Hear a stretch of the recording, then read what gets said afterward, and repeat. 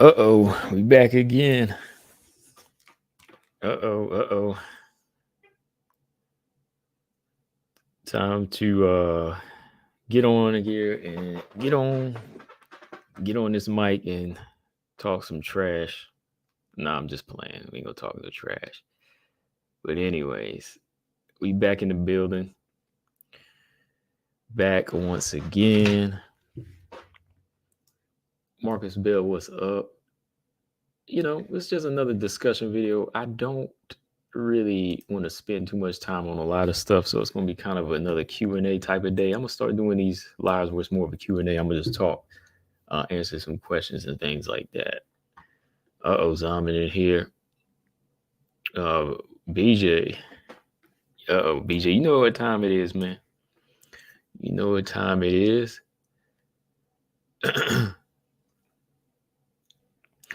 James said, who are all these bums in the title? Well, they'd be bums to a casual fan, right? They're bums to a person that don't know fights. So, right? Only somebody that don't know the game would ask a crazy question like that. Or somebody that would probably get knocked out by one of them women. I'm just saying. You know what I mean? I'm just saying. I mean, BJ, he probably agree with me. I mean, do you see any bums, BJ? I mean, somebody that just knows Valentina don't really know fight. And you know what it is. Come on. You know what it is. You right. Yeah, you right. You did say that. That's what I mean. When you said it already, James, that means you have to say less. You should say less. You should say less. Come on now. I know I got to be the babysitter all the time, but come on. If you don't, you've expressed that before. So if you don't know anything, that you know what that means, right? You got to keep your mouth closed. Teacher ever tell you that before growing up? Whenever you talk too much, you ain't saying nothing. Keep your mouth closed. That's how you got to do. That's how I always learn. I always keep my mouth closed if I don't know nothing about, if I don't know anything about a certain subject, I ain't even gonna speak on it. That I thought that's how it worked. I might be in the twilight zone right now, but that's what I think that's how it works. I might be in the twilight zone, but you know what it is. Don't speak unless you really know something. All right. Unless your next comment is 2 + 2 = 4, don't say anything.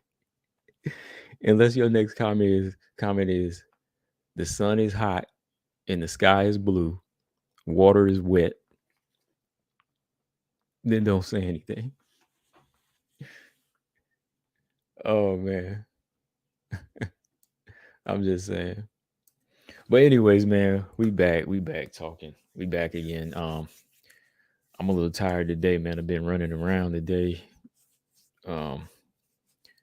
Running some errands and stuff. So yeah, I'm just here chilling now. Yeah, I just wanted to get on here, talk a little bit about these bantamweights on the come up. I keep forgetting about these fighters. I mean, we talked about it towards the tail end of a stream the other day, and that's what just kind of made me say, you know what? Let's really gauge how good these fighters are, or how much of a threat they are. I mean, we've seen what Chelsea Chandler looks like, and I'm comparing her to these two. And like I was telling BJ yesterday, I think to me she stands out the most out of any of the young fighters they signed right now that just got signed. I think she stands out the most.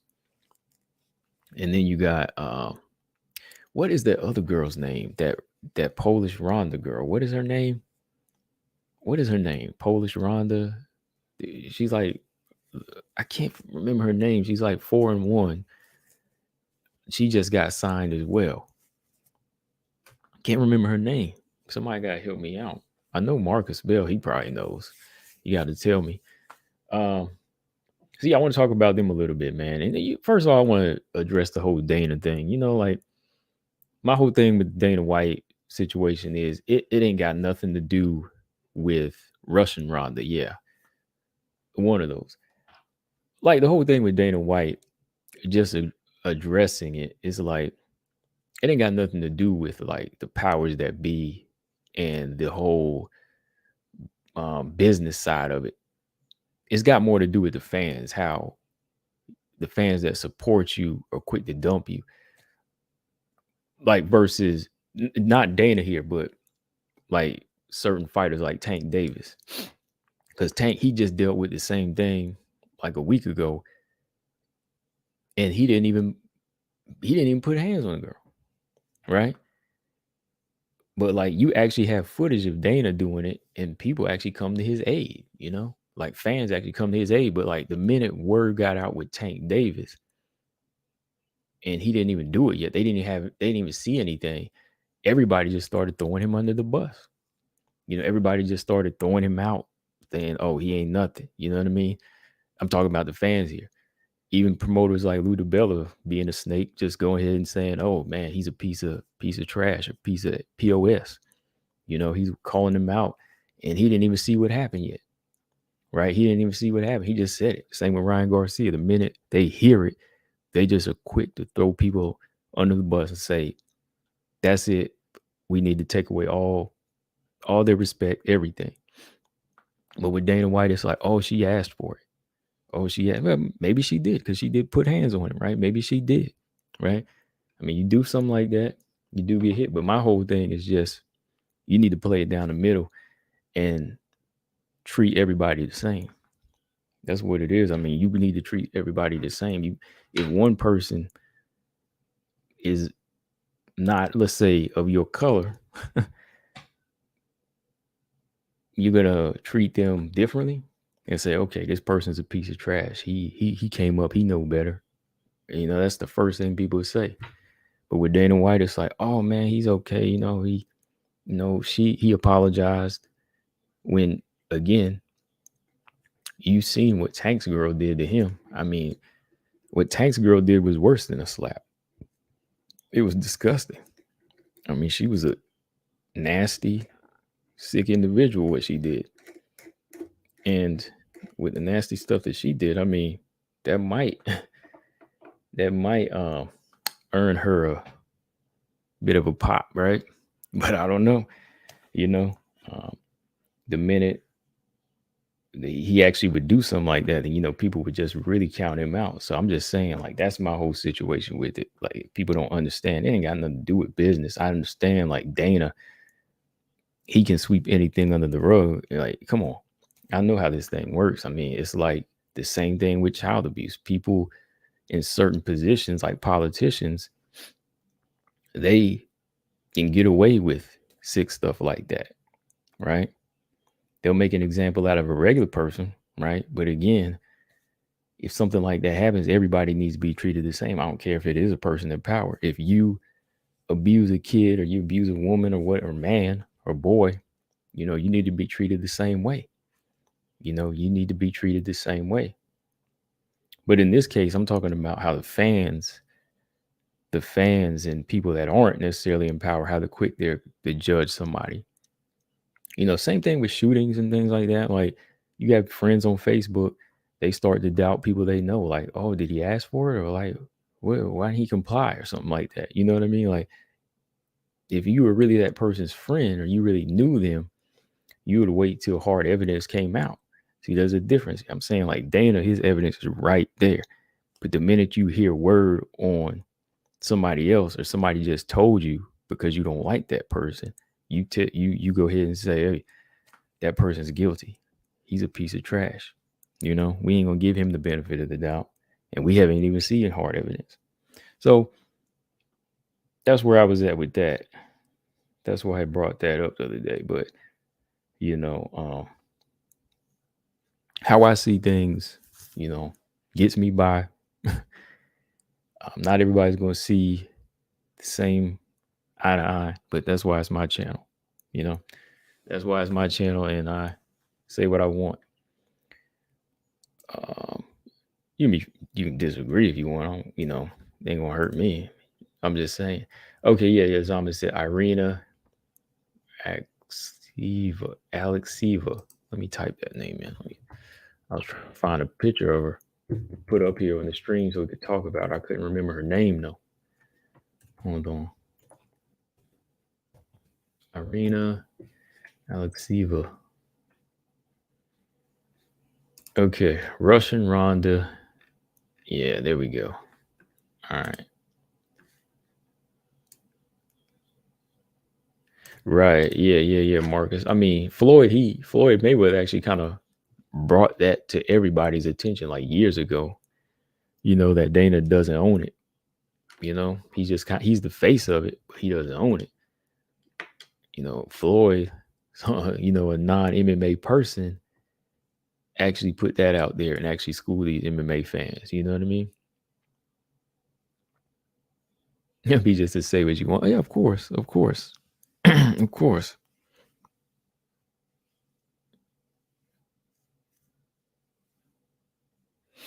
Colton said the fans said the woman deserved the equal rights, equal lefts. Well, they pick and choose who they pick and choose who they want to say for. That's what I'm saying. Like, it's one thing if how do I put this? All right. It's one thing if they would have went on and said, okay, the same thing about Dana White, but they'd have some evidence to go off of. But in this situation, well, I was talking about like Tank. If Tank, you had evidence, okay, say what you want. All right. But it just shows you that, okay, this person here, I didn't even see it. They just told me. And they just go right off, start slandering the person's name, don't even know the whole situation. Then come to find out, girl had to apologize because she went over the edge and made up a lot of stuff on him. Right. And nobody will apologize to him. Nobody will apologize to Tank in this situation. So money, power, and all of that crap, messes a lot of things up. It outshines morals in this world. Well,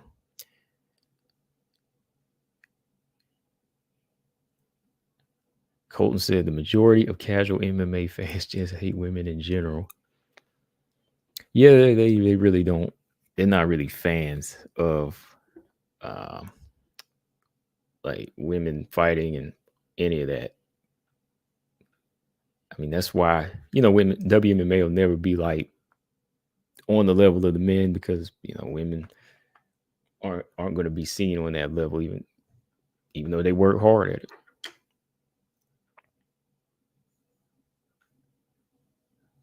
Yeah.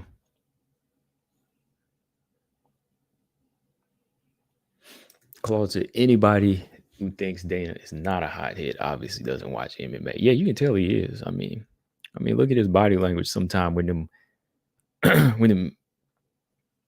certain people in media are asking him questions. He already puts his eyes on them. And when it's a certain person he recognizes, he's already kind of looking at him a certain way,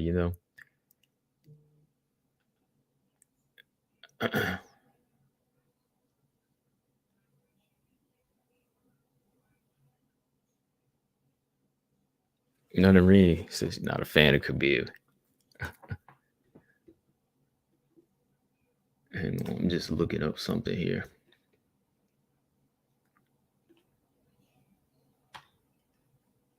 Okay. But yeah. Like I was saying, I was just talking about that a little bit. I just want to touch on that. I was just looking at this though, man. Michael Bisping. This is a question I'm gonna ask you. What do y'all think? Michael Bisping, he thinks Rose Namajunas, after looking at her grappling loss, that's the reason why she was timid against Carlos Esparza. That's kind of interesting. What do you think about that, BJ? I mean, you know, one of the other caller fans in here, right? So Michael Bisping believes he has a greater understanding of Rose's performance against Carlos Esparza, having witnessed her recent grappling defeat. Oh, wow. So he says, look, Where is it? Let me pull this thing up. It's running kind of slow.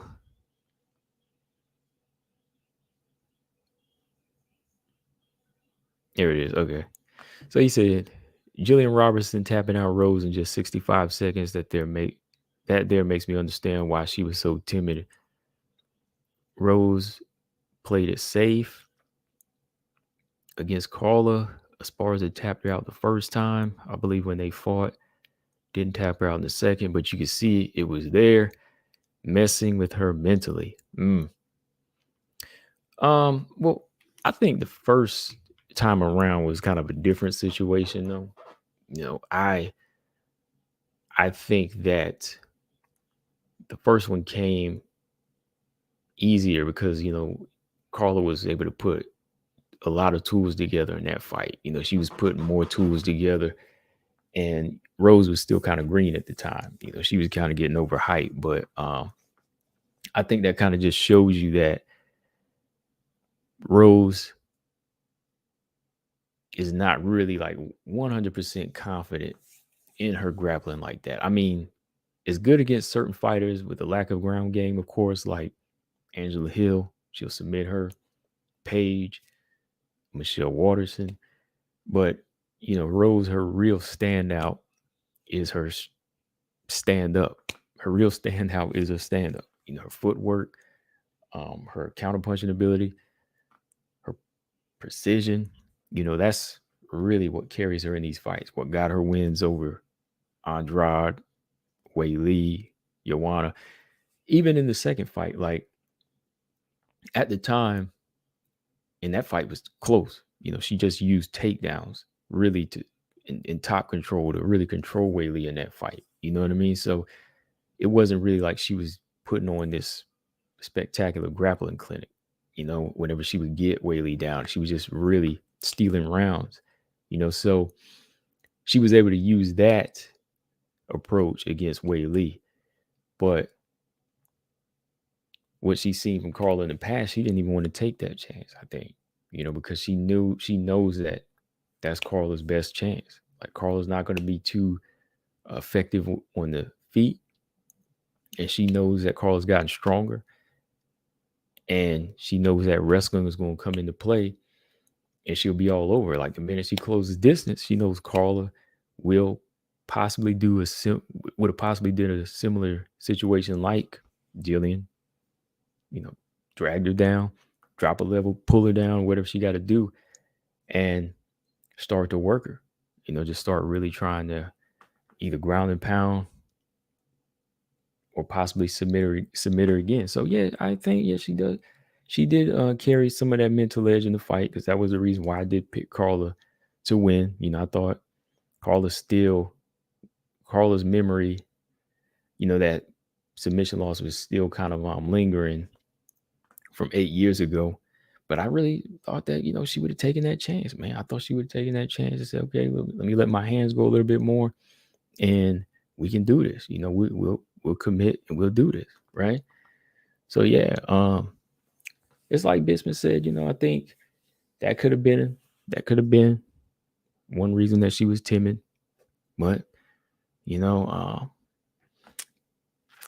Rose is just one of those fighters, man, that just never really is consistent with how she shows up. Her technique is good.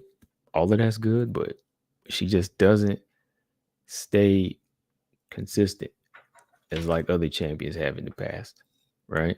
So it could be a mixture of any of those things. Or it could just be that Jillian's grappling was a hell of a lot better. And I might say I lean towards that a little bit more. I don't want to make excuses and say, oh, it was, this situation here. Oh, it's why timid. Nah. I think they're two different situations. Yeah, like Carla lives in Rose's head. It's just one of them things. It happened 8 years ago, but she still remembers it. She still remembers it.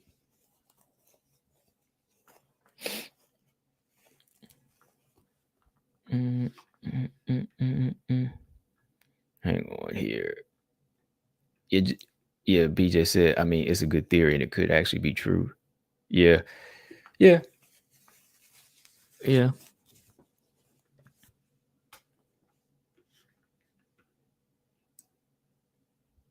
Mhm. All right. Oh, there it is. Okay. I have to keep restarting this thing. Irina Axleva. There it is.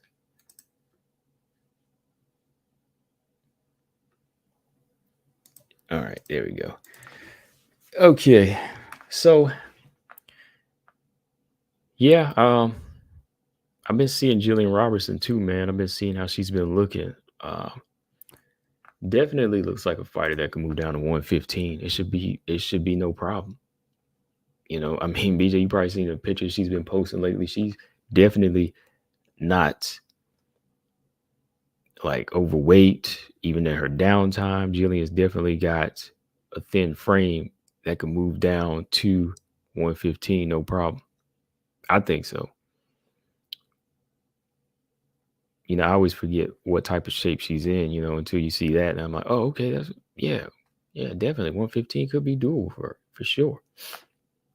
You said Rose just seemed timid. Yeah, I guess, it's how she turns it on and off sometimes, man. How that's the thing. Like, the skills aren't anything without having the mindset to want to go in there and get it, man. You know, James says, so you guys would be surprised if Rose wins the title again. Would I be surprised? I mean, the girl's been fighting at an elite level for a while now. And I mean, what she's doing is nothing new. That's why I kind of talk about it. And I can kind of, not really get to a certain level of disappointment now with her because that's how she is. Like when she doesn't fight, but like once a year, maybe, or two times a year, if that, you know, I think she could win it again. I mean, she still has the skills, and it all comes down to if she shows up. So I wouldn't be surprised if she did win it again. I would be surprised if she defended it like two or three times, or even I would be surprised if she defended the belt two times, but I wouldn't be shocked if she won the belt. Not at all. Six said, who do you think is Rose's next matchup? Maybe Marina or Yan Janan. Either one of them two. But I would really like that Andrade rubber match. Any of them three fights would be good though. At this point, Claus said Rose won't win the title again. I would never. Nah, I wouldn't say it's so final. I mean, anything can happen in this division. Six said Rose still trying to figure out where she at. Pretty much, yeah. Or if she still wants to fight, and that's the big part of it. Like, the longer you stay in this game, and your mind ain't there, you just really putting yourself at risk to get taken out or really get hurt. Running ready, so I don't see her as champion again. Yeah, I don't know. I don't know. Until somebody go in there and thrash and put everybody to sleep, I'll say different. But right now, this belt can jump around just like this belt gonna be hopping around. Let me just tell y'all now, because Lamos, she could go in there and pull off the win. Then Rose could go in there and beat Marina or somebody, get back in that title picture, go in there, beat Lamos, and boom, she's a 3-time champion. BJ said Rose just froze against Carla, and Carla didn't take advantage. Yeah, Carla, she could have taken full advantage. In my opinion, she could have. But as a champion, Rose, this new and improved Rose should have been showing up and showing out too. Colts, I don't think Rose beats Weili again. Even if it ain't Weili in particular, even if it's not Weili in particular, I still think that her winning the belt could be a possibility again.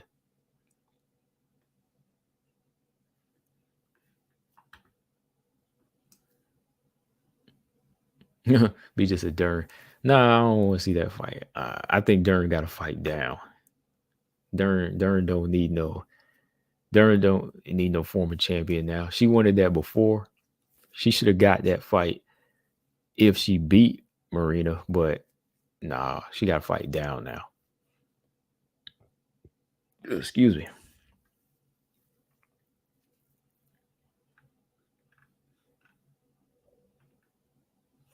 Because Rose was a reluctant champion, not an embracing champion like Nunes or Val. Yeah, that's true. Cole said Rose versus Lamos would be interesting. Yeah, that's an interesting fight. That's not a bad fight. But this Weili Lamos is the one. That is the one that I want to see. That is the fight to see right now. That's the fight to make, man. All right, make sure y'all hit that like button. Got like 17 people. I know some of y'all just jump on to run to another channel and talk trash about me, but you can still hit the like button, you know. You can do that.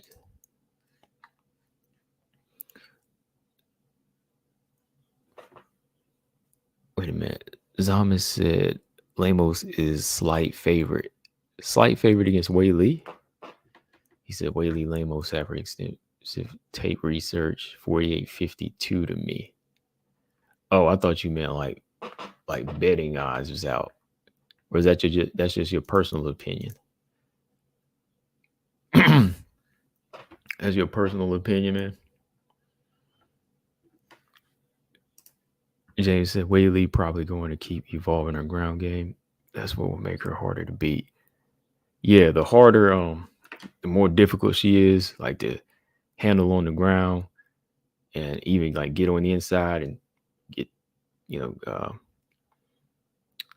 defend her takedowns. Yeah, it's going to be a problem.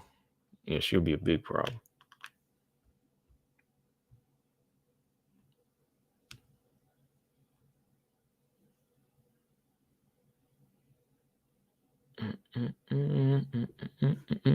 Okay. But this is the topic here. All right, got about 20 y'all. Let's talk about this fight here, man.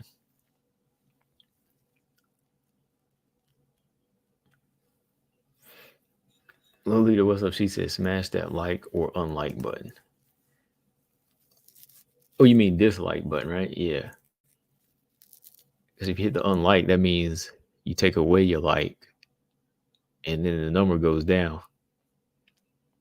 So don't do that. Hit the dislike. Like or dislike. 6 said Weili will be a limb latcher. For real, just watch.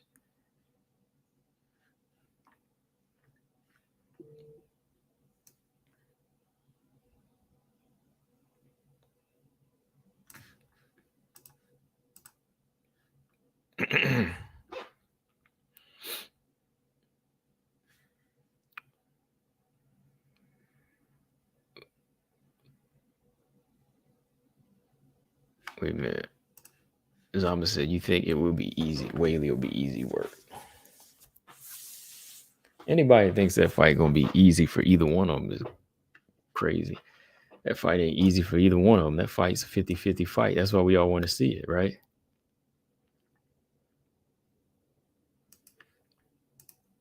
That fight is not an easy fight for Amanda, and it ain't an easy fight for Weili. Both of them are gonna have their tough time with this fight.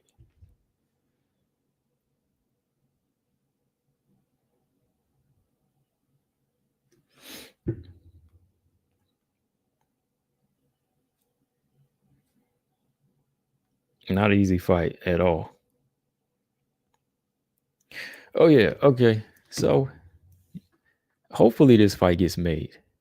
Jennifer Maia and Casey O'Neill. Hopefully this fight gets made. Because this is a fight that Casey O'Neill needs. This is a fight that Casey O'Neill needs for sure. Time to get some real experience on her belt. Not knocking the fighters that she beat, because Roxy is a experienced fighter. I mean, she's a veteran. I mean, she's got all kinds of wins, all kinds of losses, many fighters on her resume, so that is a highly experienced fighter. But fighting somebody like Jennifer Maia, who's also beat Roxy, has a lot of good things going for her when it comes to her skills. Is definitely the fight we've been waiting for. Because let's see, she beat Shanna Dobson, Laura Procopio, Valentina Shevchenko, and Roxy. All four of them fights, yeah. I definitely picked her to beat Valentina Shevchenko, and I picked her to beat Roxy. Early on, when I didn't know much about her, I couldn't really give her the Laura Procopio fight. I think I did pick Laura Procopio in that fight. But then when I seen a little bit more from her, I said, okay, well, how she's approaching her fights, she's going to beat Valentina Shevchenko if Antonina does not get her respect. If Antonina is not measuring that range and pumping that jab out and moving her feet, she's a Muay Thai expert. She's got the boxing skill too as well, the boxing background. I knew Antonina, if she didn't put them hands on Casey and really own that center of the cage, she was going to get stopped. So that was a fight I could see her winning. Roxy was another one I seen her winning. But for me to be a threat, it can't just be about fights on this level. It's got to be a little bit more. Got to be a little bit more. Got to show a little something. And, Casey O'Neill has always showed scrappiness and dog, but I've never really seen anything like stand out about her technique. Casey O'Neill, her technique doesn't really just like stand out. Like she doesn't have like certain things that make you say, oh, it's going to be a problem for the champion, or it's going to be a problem for somebody in the top 5. Like when you seen Tyler on the come up, I said, Tyler is a big, strong woman. Like Tyler is a big, strong grappler. Like even though she's not a black belt, I said that I know Tyler could be problems for Valentina, because that is going to be Valentina's problem, dealing with big, strong women, So her, Erin, Manon, those fighters, they did have something that kind of stood out to me. That's why I had to say, okay, they could be a threat. They can be a threat to somebody. Maia, not Maia, but O'Neill. O'Neill, though, she's a worker. She's a worker, and that's good. That's we need fighters like that too. Fighters that work, fighters that don't back down, fighters that get better along the way, and they can learn and they can show out. We need that type of fighter. So I think Casey O'Neill needs this fight bad right now. Now that she's at number 11, that's why I'm glad she called it out. And that's the thing about her too, man. Like, I won't knock her on any other thing. Like, as far as her heart, man, she wanted this fight. Coming off her layoff, she said, hey, I want to fight Jennifer Maia next. Jennifer Maia got the experience that I need, and I want to make it happen. And that's what I'm saying, man. When the UFC hears you call out fighters, they make it happen. That's what I'm saying. It makes the matchmakers' jobs easier. Unless they have another agenda, with certain fighters where they just want to make certain matches happen. Like if they believe in a hype train or something, they'll make a certain match happen. But for the most part, if you're like mid-ranked, you're like number 15, from number 15 up to like number 5 most of the time, if you call for a name, they'll give it to you. They will give you a name. So when Casey O'Neill said that's a fight that I want, they gave it to her. They gave it a fight. And I think going into this fight here, I think Casey O'Neill, she knows that this is a fight that she could get schooled in. So I think she is taking the time out to prepare for what Jennifer Maia has. Jennifer Maia has a lot of tools going into this fight, more more tools, more experience, better fighter than Casey O'Neill, right? When it comes down to stand up, ground game, all of that. But I think, Casey O'Neill has a bit of a stronger fire. I think Casey O'Neill got a bit of a stronger fire than Jennifer Maia right now. She hasn't fought for the belt yet. She hasn't she hasn't reached the level that Jennifer Maia already has, because I don't care what people say. Like, if a fighter has already fought for the belt once, sometimes in certain circumstances, there's a fighter that he will rise to that occasion again. Like Carla did. That was her mission. 8 years, and she did it again. Robert Whittaker, he said, I got to go back and fight 3 people. Fine, I'm a fight for my rematch. Jennifer Maia, she said she wanted it. And, that was what was on her mind. But I think that she kind of overlooked some of her opponents along the way. That's why I think Jennifer Maia lacks that fire. And that could be what caused her a Casey O'Neill fight. Because relentless pressure could knock her out of her rhythm. The relentless pressure of Casey O'Neill could do something like that. We just don't know. The predictable combination can be a problem sometimes. If a person has IQ, they can figure it out, timer, and shut that left hook down or shut that combination down. I expect Marina Moreau to do a little bit, have a little bit more. I expect her to be a little bit more effective in that fight, but with her, she's always inactive. So Jennifer Maia was able to just outbox her cleanly. GP said Maia by KO in the first 30 seconds, bet the house. Oh man, you gonna be out on the street, man. Look, I think Jennifer Maia has definitely more than enough to win this fight, GP. But if you betting on KO, oh man, you gonna be out on the street. Like I think Jennifer Maia can win this fight.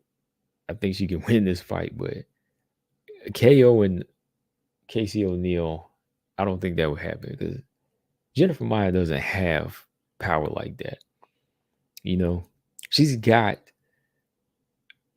strong punches, but she doesn't hit that hard. Like, she doesn't hit like Andrade, or she doesn't hit like Lemos. She's an accurate puncher. She throws nice punches, but I think she throws with enough authority to snap a head back. But she lets it go enough to pull back. She tries to pull back a little bit, to be able to get out of harm's way. So I don't really see her knocking Casey O'Neill out now. Maybe down the line she might finish her. Maybe like by a TKO, or like if she took like a bad beating, because she come in here trying to trade like Roxy. That might be a problem. Like KO in the first round, I don't see, but like maybe an accumulation, that could be it. But it's been a while since Jennifer Maia stopped anybody, right? The last person she submitted was JoJo like 2 years ago. And I think she rocked JoJo with a couple of good punches. But JoJo doesn't really move her head. So she's there to be hit. Casey O'Neill doesn't really move her head too much. She'll go in there and bang. So that could play in her favor. But I just think that Casey's a little bit more durable, and she won't get caught with one big shot like that. She won't get put out. Carl said Maia will beat Casey, but that's really a good thing because her and Lee are unintentionally keeping the flyweight division stagnant. Hold on, unintentionally. Maia. Yeah. Like I said in my video, Lee and Maia, they've got what it takes to be like number 2 or number 3 right now, in my opinion. Like, I think Andrea Lee's skills are there. They are there, but it's her mindset, man. Like, she comes up short in so many fights. Like, I expected her to beat Roxy in that rematch, but she was just not there, man. You know, she was just not there in that fight. She just does not commit enough. Somebody that has, judo, decent grappling, a good jab, very good jab. Andrea Lee has a pretty solid jab. When it comes time to let all that go, it's just like kind of goes out the door or something. I don't know if it's a corner or what, or a corner's not giving her the right advice, or is she just not making the right choices? I don't know. Then you got Jennifer Maia, another one. She's good boxer, black belt on the ground, strong,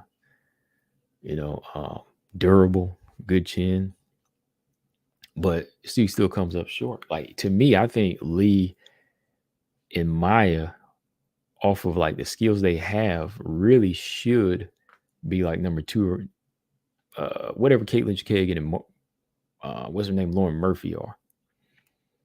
Because I think, I was going for Lauren Murphy in that Andrea Lee fight, but I think Andrea Lee edged it out. That fight was like 3 years ago, but I don't know if y'all remember that fight. But yeah, well, one of them judges was under investigation for that. But anyways, yeah, I thought that she edged that fight out, but could have won it cleanly if she just let more combinations go. Her variety is always off. She's not mixing it up enough. And Jennifer Maia, that could be her thing too in this fight, like not mixing it up. Let it be. She has one good round, and then Casey O'Neill starts putting a lot of pressure on her and starts slamming a long jab in her face, and she just gets not frustrated, but like throwing off her timing, and that's where Maia starts to retreat a little bit. Casey O'Neill comes forward, puts more work in, winds up winning the decision. BJ said 30-27 for O'Neill. I can't go as far as to say that. I know you're saying that because, the Beast got 30-27 and you want to say she's better, but nah. At most, 29-28. At most, I think Casey O'Neill could do 29-28 on Jennifer Maia right now. And the thing that'll carry Jennifer Maia in this fight would be the thing that would carry Casey O'Neill in a win right now would be her fire and her dog in her, man. Like, that's what's going to get her there. Mojo, what's up, man? He said Andrea Lee needs a fight soon. Oh, Andrea Lee's fighting Macy Barber. He said Barber or Andrade. Andrade is fighting Lauren Murphy in a couple more weeks, Mojo. You forgot about that, didn't you? Yeah, I'm going to do a fight companion for that one. Yeah, next week. Nah, what weekend is it? Not next weekend. It's whatever UFC 283 is. Yeah, Andrade is fighting Murphy. And Andrea Lee and Barber are going to fight in February or March or something like that. Yeah, one of those. I know it's all good, but I just wanted to keep you up to speed on that one because don't miss that fight. Don't you dare miss that fight, man. Neither one of them, both of them fights will be good. But yeah, man. Yeah, Casey O'Neill, she definitely has a chance to win this one. When you look at how, like I said, Maia has approached certain fights in the past. Like when I looked at that Jessica I and Jennifer Maia fight again, I was like, man, I expected Jennifer Maia in this scenario to take down Casey O'Neill, and Jessica I in that fight. I wanted to see Jennifer Maia take down Jessica I in that fight and just maul her and grapple her. Instead, she chose to box with her. Yeah, Jennifer Maia is good boxing, but Jessica I also boxes. That's her main focus. Not much on the ground, but she will box with you. So you giving her a chance. So that's what I'm worried about here. Jennifer Maia be giving these girls chances, man. Jennifer Maia give these girls too much of a chance in these fights. I don't think in any shape, form, or fashion that she, should be letting this happen at all. Like, she's got the skills, man. She's got the skills to do it. But we'll see, man. We'll see how it plays out. Let me look at some stats here, man. GP said Maia catches her with a head kick. He says Casey's doing her warrior scream. Oh man, you gonna piss BJ off with that one, GP. He says she gonna catch a head kick right when she screams, like she's screaming in this picture, right? Oh man, what did BJ say? He said it's gonna be Montana Tatiana. I thought that was good. Yeah, I thought that was a good one, man. I think that's a good one. Because if they don't want to give somebody too fresh, like Karine, who just came into the UFC, they'll maybe give her somebody with some experience. Yeah, Montana and Tatiana, that's not a bad fight.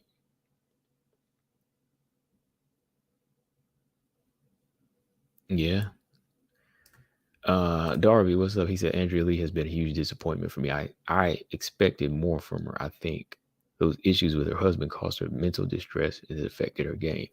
I can agree with that, Darby. Yeah, because what she has is good stuff. Like, she's got good stuff. Like, I'm not a big fan of her, but I can tell you, like, what she has is good work. Like, she's got good skills. She's got good skills, but something upstairs, something upstairs is not clicking. No, I'm not saying she's crazy. I'm saying like something as far as connecting or executing. Something upstairs is not telling her to execute at the right time, whatever that may be at the time. Let the jab go. Take this fighter down. Stop trading with him. Land more body kicks. Something like that. Like, there's kind of a disconnect up there. And I think maybe it is the corner, like maybe the things with her husband, maybe with her boyfriend now. Maybe she like that kind of pushy guy in her corner, but it don't seem like it's working out. Like, you need somebody that's going to flow with you. I mean, not going to like scream your head off, but you need somebody that's going to tell you the truth in there and get rough with you when you need to hear the truth, right? You need somebody that needs to tell you what's really happening there in a manner of understanding it, in a manner where you can understand it. But yeah, I can agree with you on that. Because her time is kind of passing by, Darby, and I think her better years behind us, man. Hold on. Let me see something here. So real quick, looking at these stats. Yeah, Jennifer Maia is 34. She's 5'4", 64-inch reach. I want to say Casey O'Neill has a longer reach, though, don't she? I'm sure BJ knows. But I'll look for myself. Let me see. Casey O'Neill. Oh, wow. Casey O'Neill's got 69-inch reach. Dang. Well, she is 5'6". Wow. Casey O'Neill got to reach that long. I didn't know that, man. Dang. Maybe I did, but maybe I didn't pay attention. But dang, her reach is pretty long. Okay, Roxy has a 69-inch reach too, though. I mean, these are girls that are 5'6" and 5'7", so that's normal. How long is Tyler's? Tyler got a 68-inch reach. Okay. Casey O'Neill's at 69-inch reach. I know Kayla Kagan's probably got the longest reach, though. I'm just comparing them. Let me see.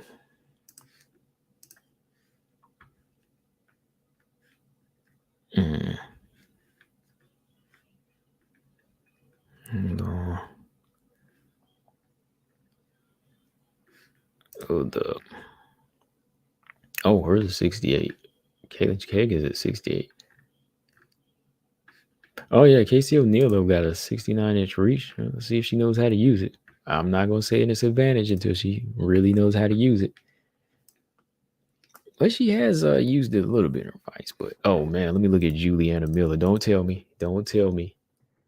I know this girl got a long reach.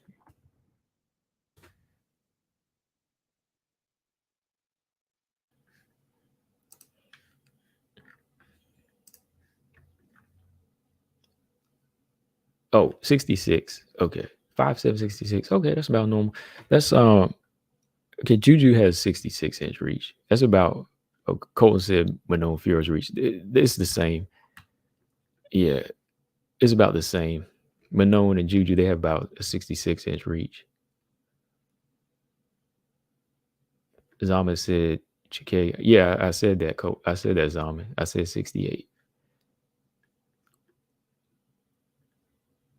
GP said, is Casey still considering 115? I don't think she needs to. I really don't think she needs to. I don't think she's as like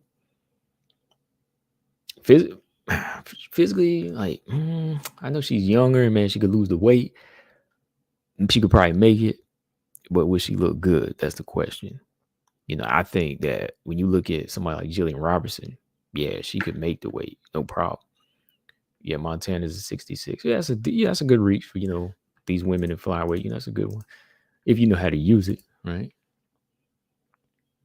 I don't know something about Juju shape, and I'm not saying anything like, oh, like this ain't no weird stuff. I'm just saying like I like Juliana Miller's shape for flyweight. I think she has like the perfect physique for flyweight for some reason.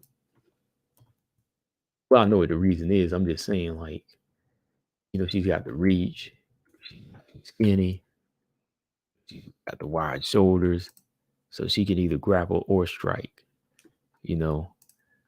and that's early to tell. I mean, it's one thing when you say who's champion, or who the best fighter is, but I think Juliana has a perfect physique to run flyweight.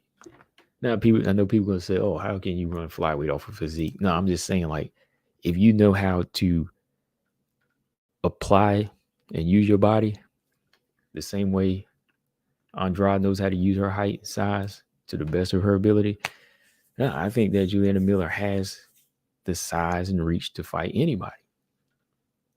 I think she's got the size and reach where she should have no issues beating any girl.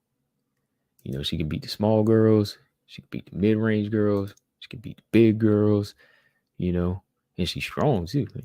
Juju Miller is pretty strong. We need to see what she was like in her debut, but I think that, she's pretty strong. Gabrielle said, O'Neal should stay at 125. Yeah, I think so. Gabrielle said, any bold predictions for 2023? I think that Lemos can win the belt. I say that's bold because, the Weili fans see it differently and they can't see outside of fanboys. Weili fanboys can't see outside of anything else happening. So my bold prediction is I think Lemos could become champion this year. Let me see. I think Nunes, if she fights Valentina this year, she gets a third win over Valentina. A much more convincing third win. She shuts that chapter and wins a clear unanimous decision this time. Who else? Bold prediction. What else? I think Rose could possibly retire this year. I think that's a bold prediction, but I think she could retire this year. If things don't go her way again, man, if she loses, I think she could retire this year.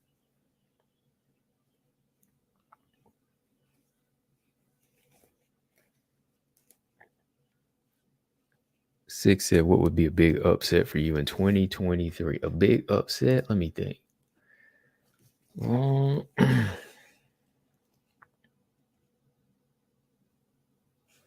I think any of these other bantamweights beating Nunes at this point would be an upset.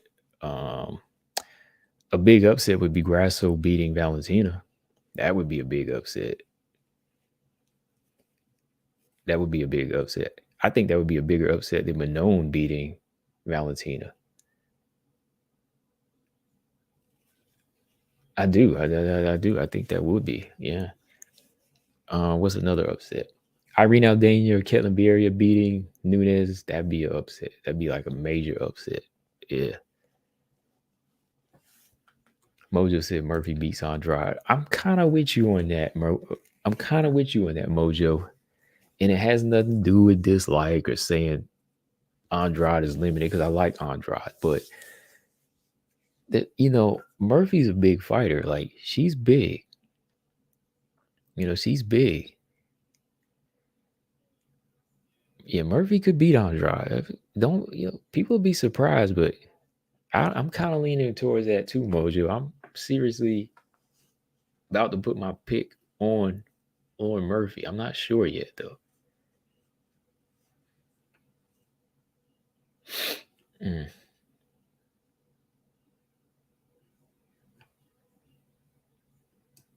But yeah, I think a bold pick for 2023 would be Lemos winning the belt.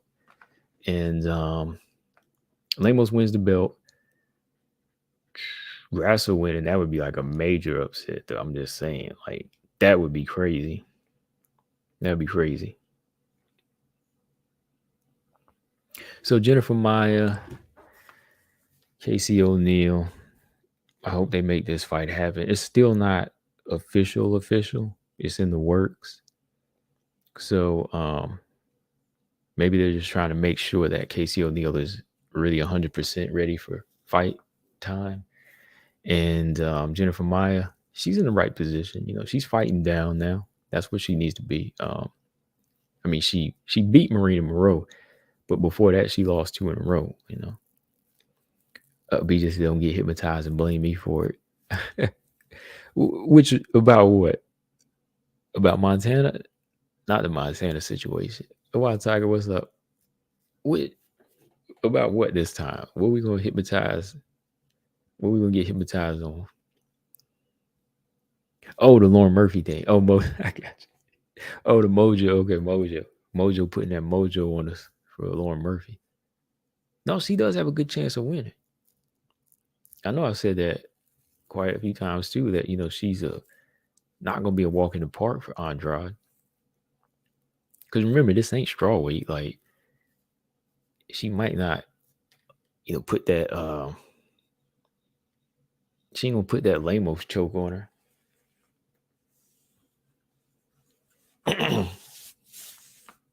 Yeah, we ain't gonna blame you this time, BJ.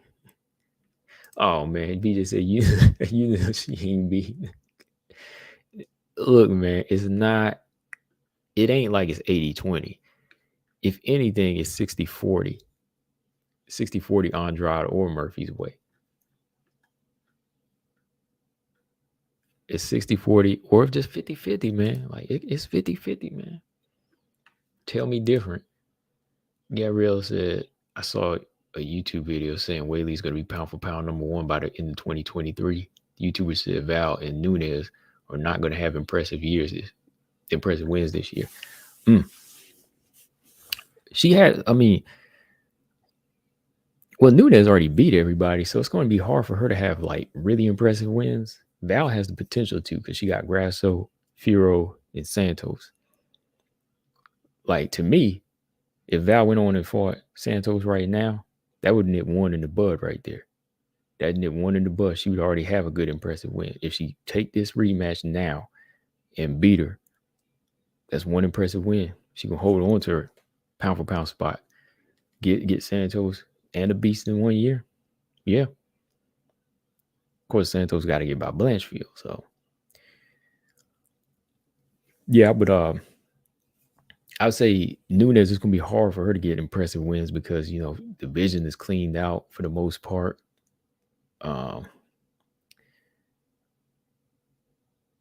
Beating Pena would be a good notch on the belt. I mean, it's another win. She would close that trilogy.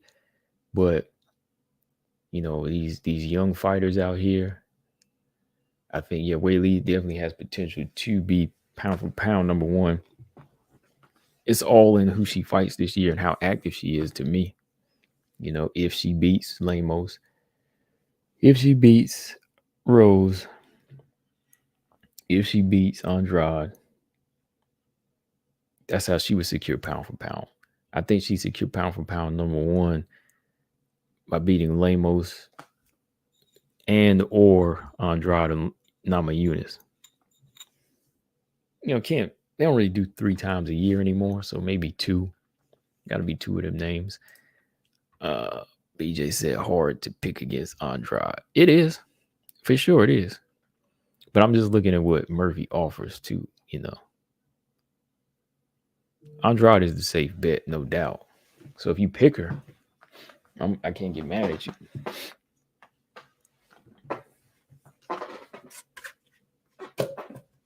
Oh, man. GP said Lemos and Weili Lee just keeping the belt warm for Dern.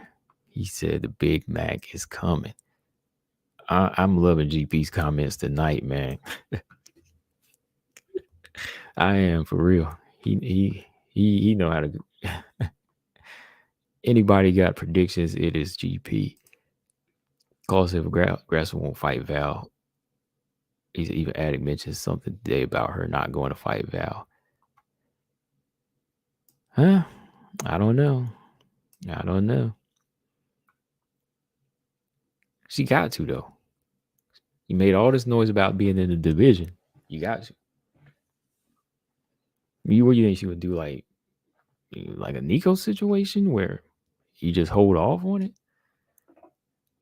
I don't know, man. That junk don't sit right with me, though, man. See, the thing is, like, we talk about Manon knowing this situation. I don't think Manon would do that. I don't think she would be on that tip. Like the tip you feeling about Grasso, about her not showing up. I don't think it would work out like that. I don't get that vibe from her at all. Darby said, "Don't you think my IQ is suspect?" Yeah, I do. I don't know if you just came in late, but yeah, I was talking about that. You might have came in late. I was just talking about it because I said Jennifer Maia has a question mark over her head when it comes to that IQ. Well, I used the Jessica I fight as an example. I said that she fought the wrong fight with Jessica I and Caitlin Kagan. That's where her IQ got exposed. That's where her IQ got exposed. She fought the wrong fight against them 2 fighters when she should have took them to the ground, mauled them, out grappled them, and submitted them. Use the strikes to get the fight to the ground or just take them down. And yeah.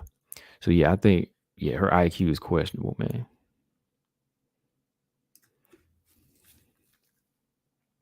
And that could be her problem in the Casey O'Neill fight. Like, she might fight the wrong fight again.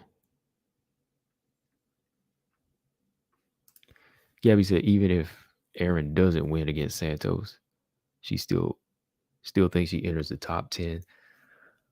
Oh, well, yeah, they did it to Ebos, right? Ebos didn't beat Caitlin K, but she got a 15 spot, right? So she might get 8 or 9. I would prefer her just to stay at 10, but she might get like 8 or 9.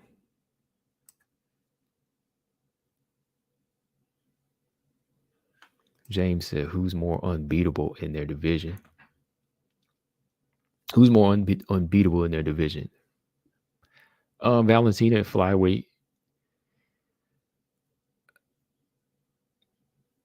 I mean, I've answered this question in so many different forms or fashions. Like when I say the belt plays hot potato, that means the strawweight champion is not very unbeatable, right?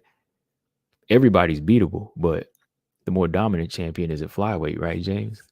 So, look, I know what you're trying to do. So I'm just saying, like, you answering your own question.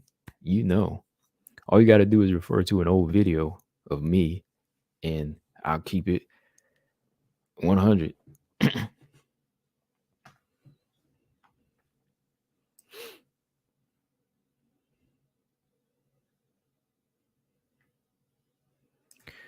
Claus said, I just don't think Grasso can find that switch to make a firm commitment on fighting Val. And if she did, the fight would already have been made, in my opinion.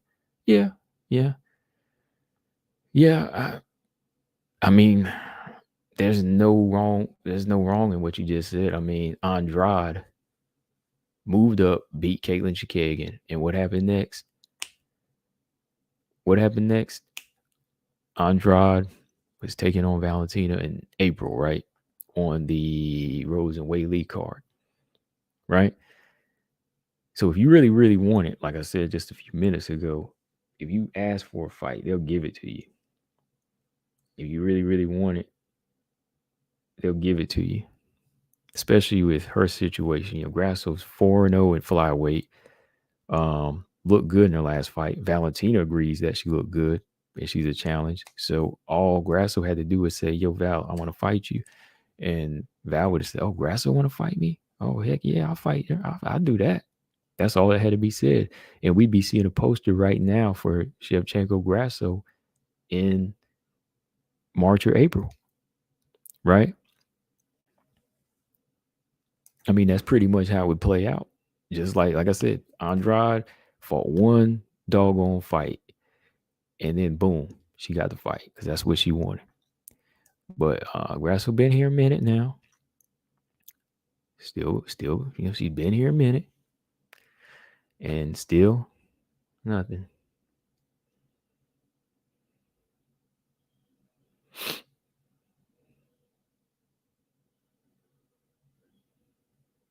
Six said, do you think it's possible to see a triple champ in WMMA? And if so, who would say has the best chance?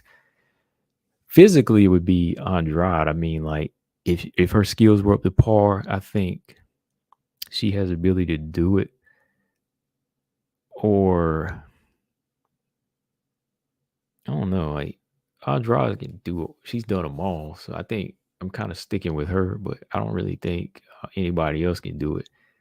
Nunes darn sure ain't doing no 115 or flyweight.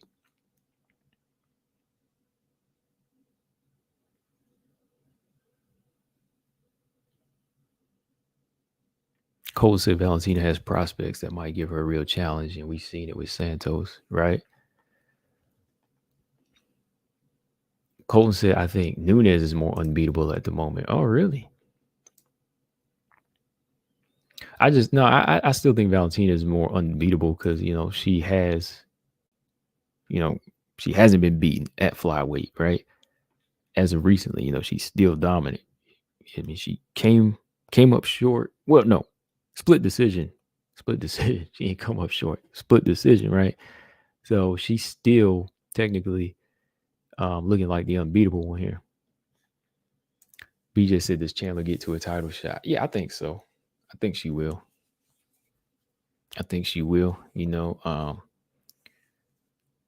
She's not afraid to fight some of these girls, and she's gonna be calling for it. And her size too, like she can match Yana and Ketlin at some point. You know what I mean? Like her hands are gonna be better than her hands now are better than Ketlin to me. I think Ketlin might just be a little bit bigger. But I think, Chelsea's got better hands than Ketlin.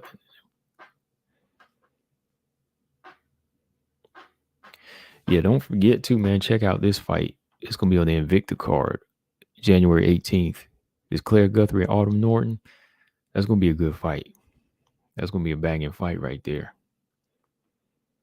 Autumn Norton and Claire Guthrie. I mean, Claire Guthrie in her last fight, that was a solid fight, man. That was a good fight. Then Autumn Norton in her last one, man, that was a banger. So yeah, these two girls right here, I had to put that up there because they're on the Invicta card. That's gonna be a good fight. Yeah. Okay. Oh, yeah. BJ said fight is fire. Oh man, there's gonna be blood in this fight. There's gonna be blood in this fight.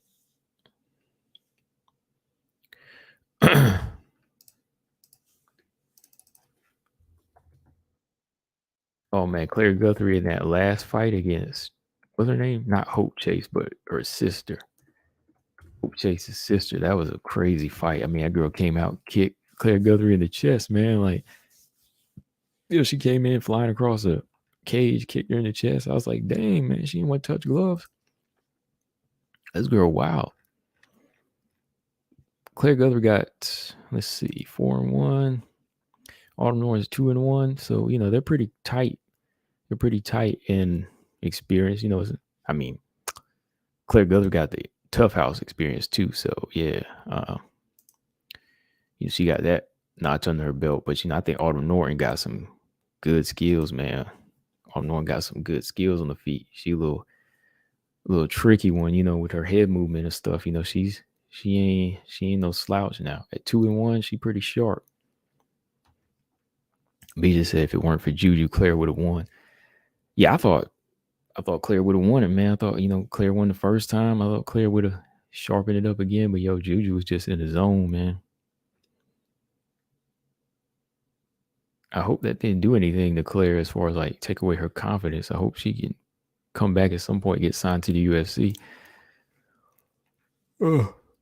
Gabby said, I also feel like UFC is trying to see how the flyweight division is going to play out after all these fights happen. So maybe that's why they're not giving any opponent to Val.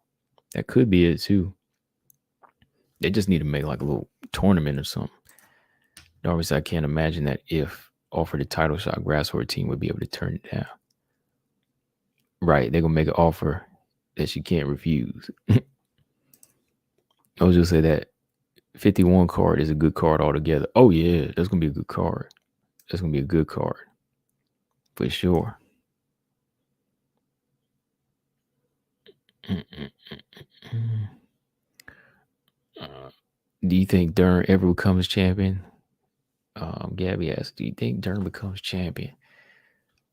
Unfortunately, not right now. I don't see it happening right now. No. I think Marina touches the belt before she does, of course. I think Jan Zanon could touch the belt before she does. So that should tell y'all something. Yeah, I think Jan Zanon touches it first. Touches it before Dern. Yeah. Is the Juju Claire fight on ESPN Black? Is that second fight? It might be in the you probably got to find the tough episodes. If you find the tough episodes, you'll find it. They probably didn't pull it out. You probably gotta pull up the tough episodes. That's the only way you can watch it. I don't think they got it as a separate fight.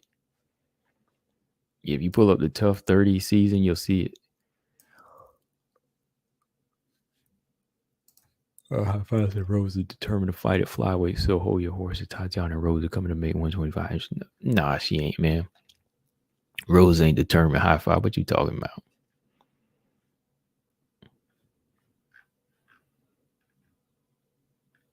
Okay, hold on. Gabby said, does Haley Cowan make any waves in this year or not? I don't know if she makes like big waves. I don't think making big waves this year with the way the division looks. Now, let's talk a little bit about them, man. Haley Cowan, she's 7-2. She had a close win in the Contender Series, and now she's signed on next month to take on Eileen Perez. And that's an interesting fight. For one, you got Haley Cowan, who Dana White says has all the goods to be signed. He's talking about look, of course. And he says, she's got it. She's got that it factor. Eileen Perez, she talks mad crap. She talked mad junk. So you put them two together, it should be an interesting fight. Eileen, let me see what Eileen says on her Twitter. I forgot to read a tweet from Eileen. Hold on. Eileen's going to be the scrappy one in this one, I think. She's going to be the one trying to let her hands go, but I think Cowan is going to be the fighter to try to neutralize, use her size, and clinch fight. So this could be a fight where Haley Cowan could get a impressive looking victory over a fighter like this, but Still early to tell. Still early to tell because even her grappling can be a little questionable. Haley Cohen's, seeing her get submitted 2 times in her career, she has some issues on the ground, but I don't really see her making like a big wave this year, Gabby.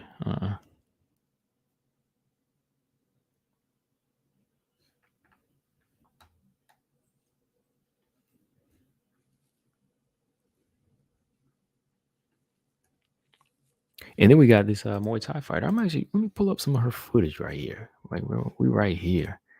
Let's see what she looks like. What is her? Lisboa. Lisboa just got signed. Hang on. Make sure you hit that like button while I'm pulling up this fight here. I want to see what. Okay, what is her first name? Tenara Lisboa. Oh, she fought Norma Dumont a while back. It was like, can't remember the year, it was like 2019 or something. Yeah, Tenara, yeah, she's a new one they signed and doesn't have as much experience as let me see, hold on. He's going to type in the tough season. All I see is Juju versus Walker. Hold on. Guthrie Miller 2.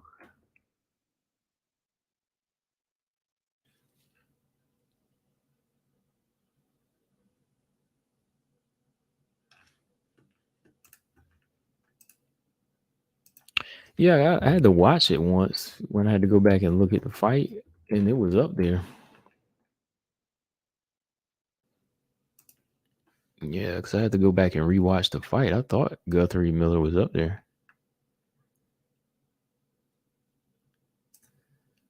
Call said Lisboa got schooled by Val. I remember watching her kick her into the right side of her face to the right foot. Not an easy thing to do. Gabriel said, I think they signed Cowan for that Holly Holm appearance. My opinion, though. No, that was my. That's also my opinion. That's why I was getting at with the. He said she has the it factor, right?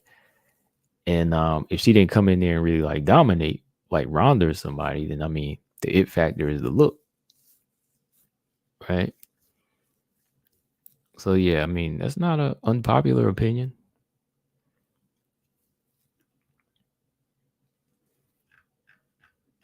Yeah, Lisboa had lost to Robot Chicken. What's up? He said, good evening.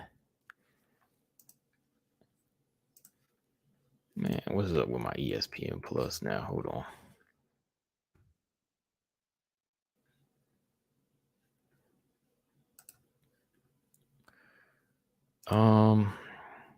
Hold on. Tough. Pretty.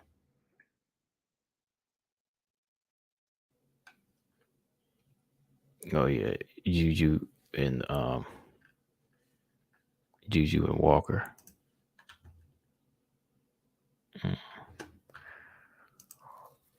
Oh, let me see.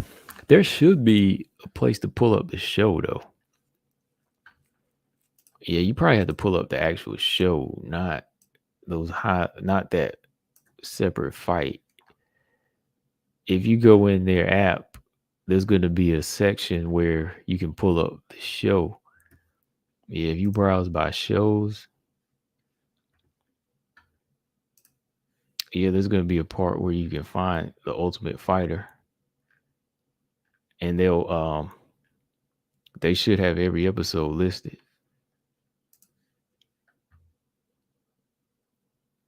Yeah.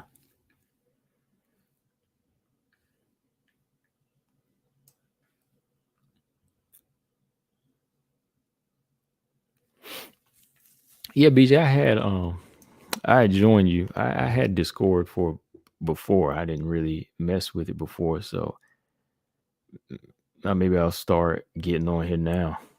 Now that I added you, I'll jump on here. I don't really use it.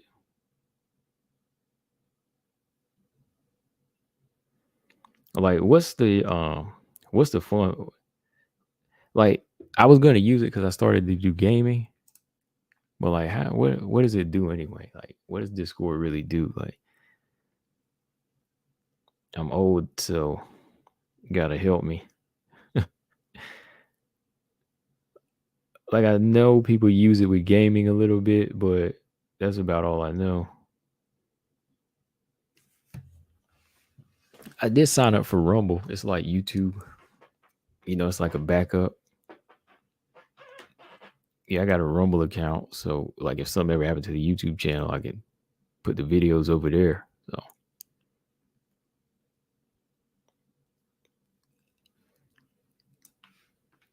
all right, here we go. Okay, Lisboa. Let me look at this fight with her and Norma Dumont. I mean, off of what anybody knows about her, do they think, she's worthy of being signed to the UFC, to the bantamweight division? I'm gonna look at her fight right now with Norma Dumont. I think that's the only fight I can find. Let's see what she looks like. Muay Thai fighter. Turn that down. Turn MMA fighter. This is 9 minutes, so it's not going the distance.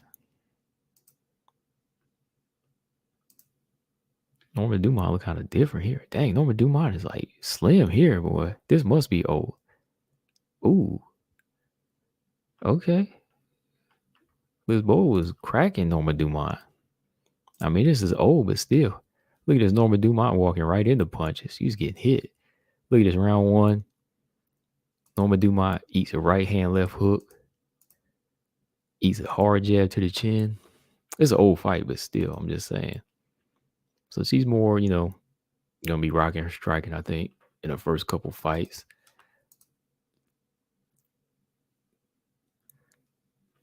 Yeah, Norma Dumont trying to clinch up now. She want to clinch.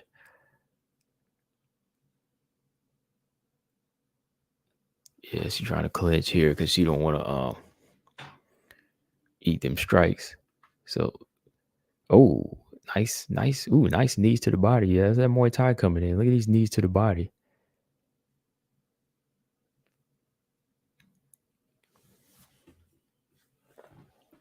I don't know what she's gonna look like. She get to the UFC, we'll see. I need to see a little bit more though. Yeah, Norma Dumont look different here, boy. She looks thinner.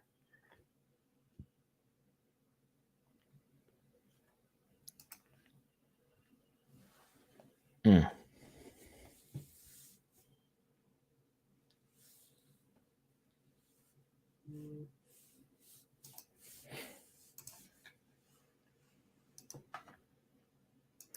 All right, Norma Dumont.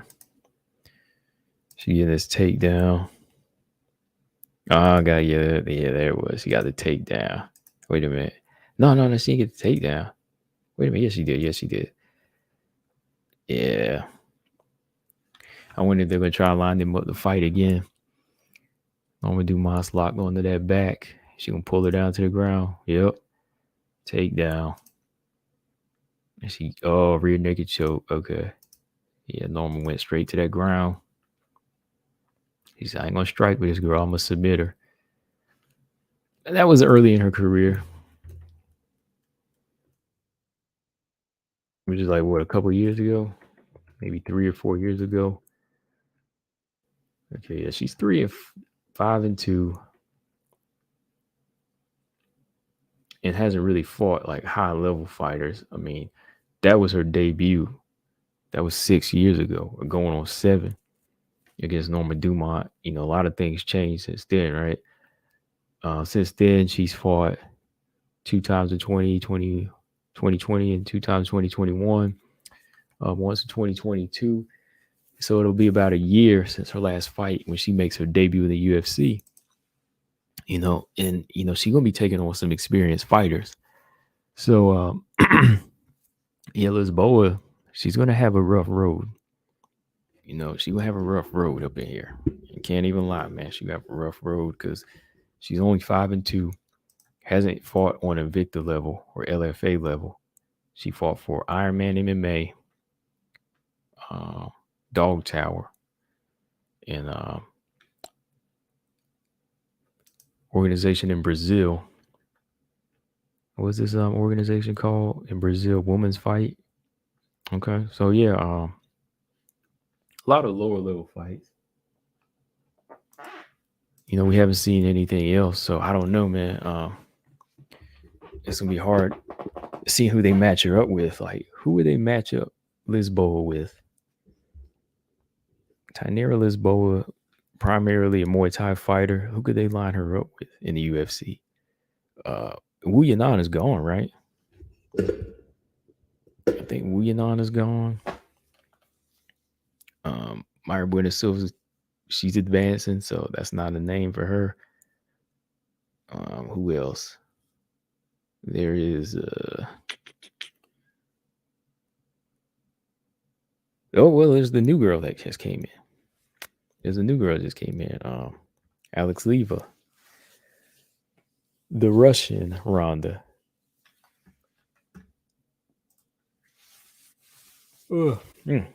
Six, I want to see Valeska Machado fight soon. Yeah, I do too.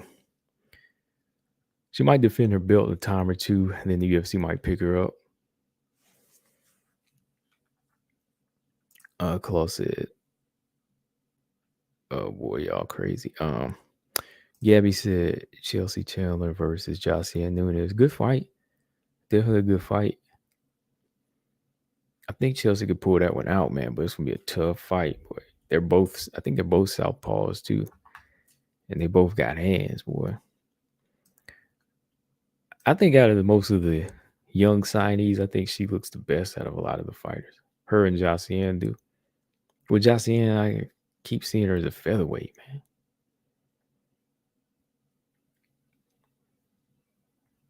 All right, so I'm just kind of hanging in here. Let me see if BJ, he got something to say. Hang on. Unless he already passed out for the night. No, it ain't even 9 o'clock. 1 minute to 9, man. Hold on.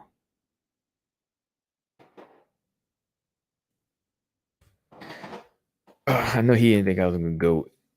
He is expecting me to go in on Casey O'Neill. But I was being nice. I mean, I'm trying to be nice.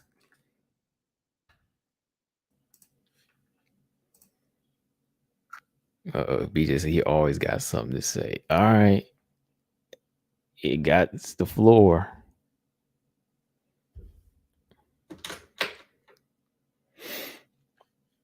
Gabby said, did you see? I haven't looked yet. Gabby. I'm gonna look at it. I'm gonna look her up because I wrote it down the last time you brought that name up. Hold on. I wrote it down with these little post-it notes by my desk here. Hold on.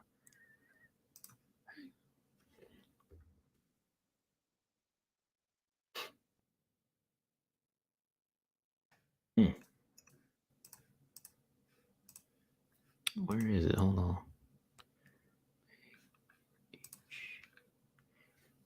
That is H. Yeah.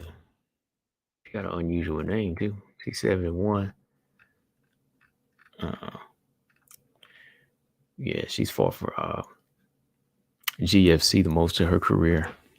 I mean, she's been active for 2021. So, yeah, she's only 23. I mean, she's got a lot of time to work. Strawweight. Yeah, strawweight. I'm going to see if I can find some more fights on her. Let me see if I can find some more fights on her.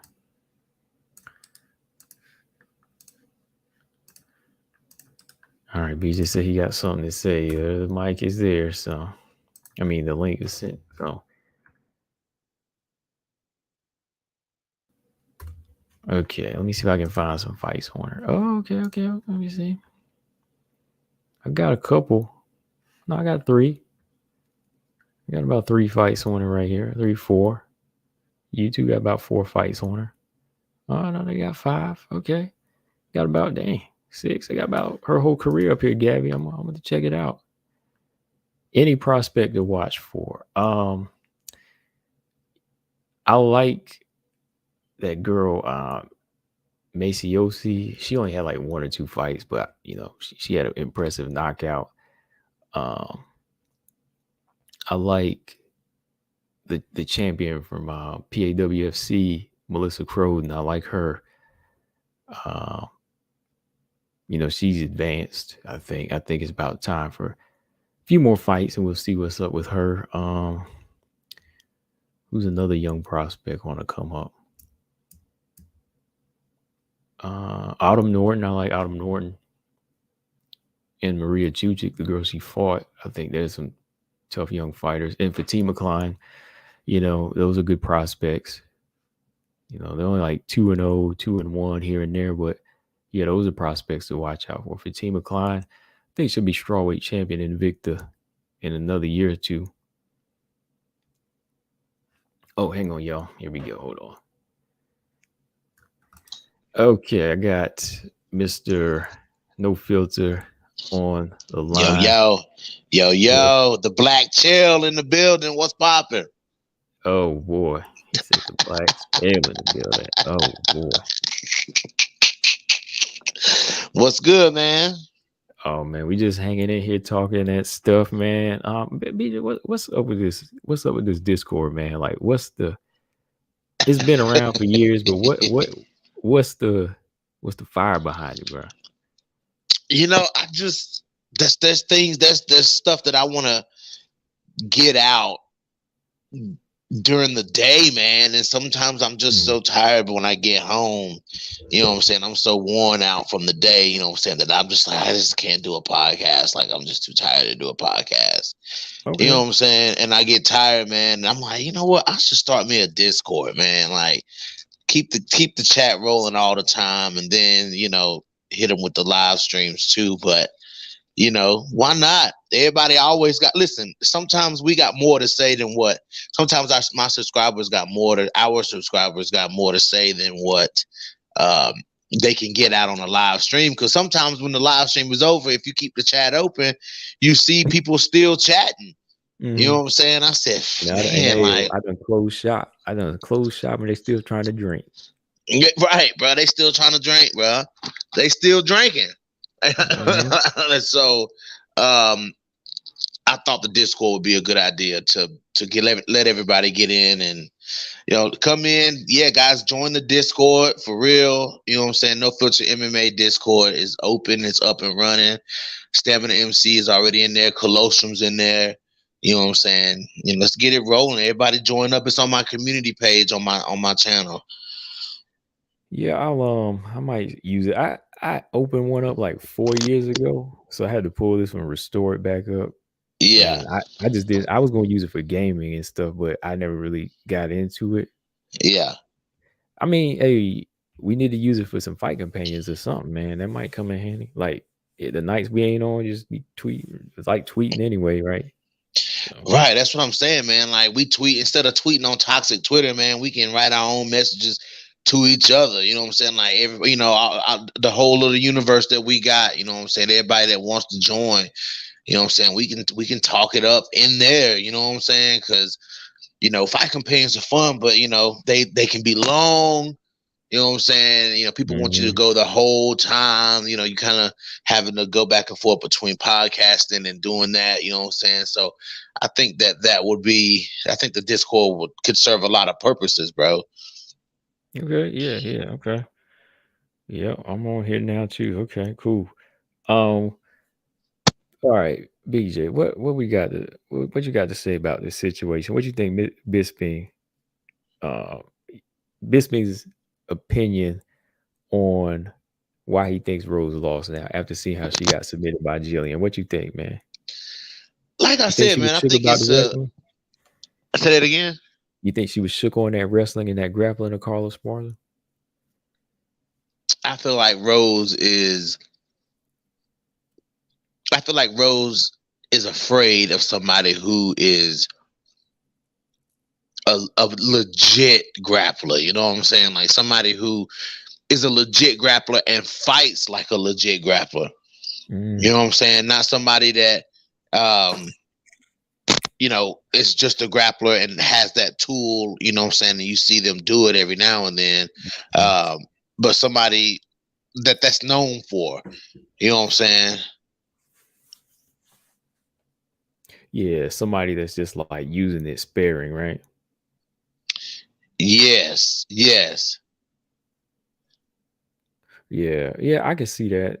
I was thinking about Like, that. because you know what I'm saying? Like, because when she fought people like Andrade has a ground game, but you know what I'm saying? She's just kind of like, she don't really work on the ground like that. You see Andrade like hurting people and standing up, you know what I'm saying? Like, well, Carla can take girls down, you know what I'm saying, and hurt them and smother them. And I think Rose is like afraid of drowning like that, you know? Shoot, got me thinking now, man. Shoot, Dern might have did something if she got Rose to the ground, huh? Oh, dude, I think she would make easy, dude.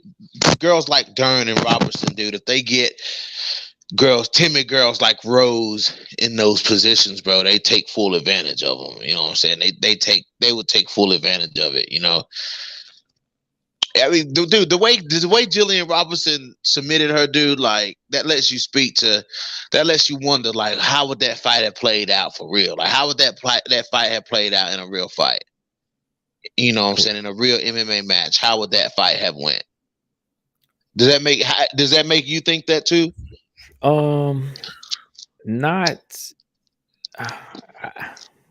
Not as much, because I knew Jillian was just committed to take this thing down. Like, I think it makes me say that I kind of believe Jillian was maybe controlling Joanna on her back, had Joanna on her back in training. Mm-hmm. I believe that now, because maybe if they were just rolling, Joanna might have been on that back and couldn't get up. I could see that. No, they were sparring. Oh, they were sparring. They were sparring. Yeah, they weren't just rolling. They were doing everything. Right. Yeah, like Joanna and Robertson were sparring, and they said a few times Robertson drug Joanna to the ground, man. You know what I'm saying? Like a couple of those times, you know what I'm saying, Joanna got taken down, you know what I'm saying, and Jillian maintained her position, you know. So yeah.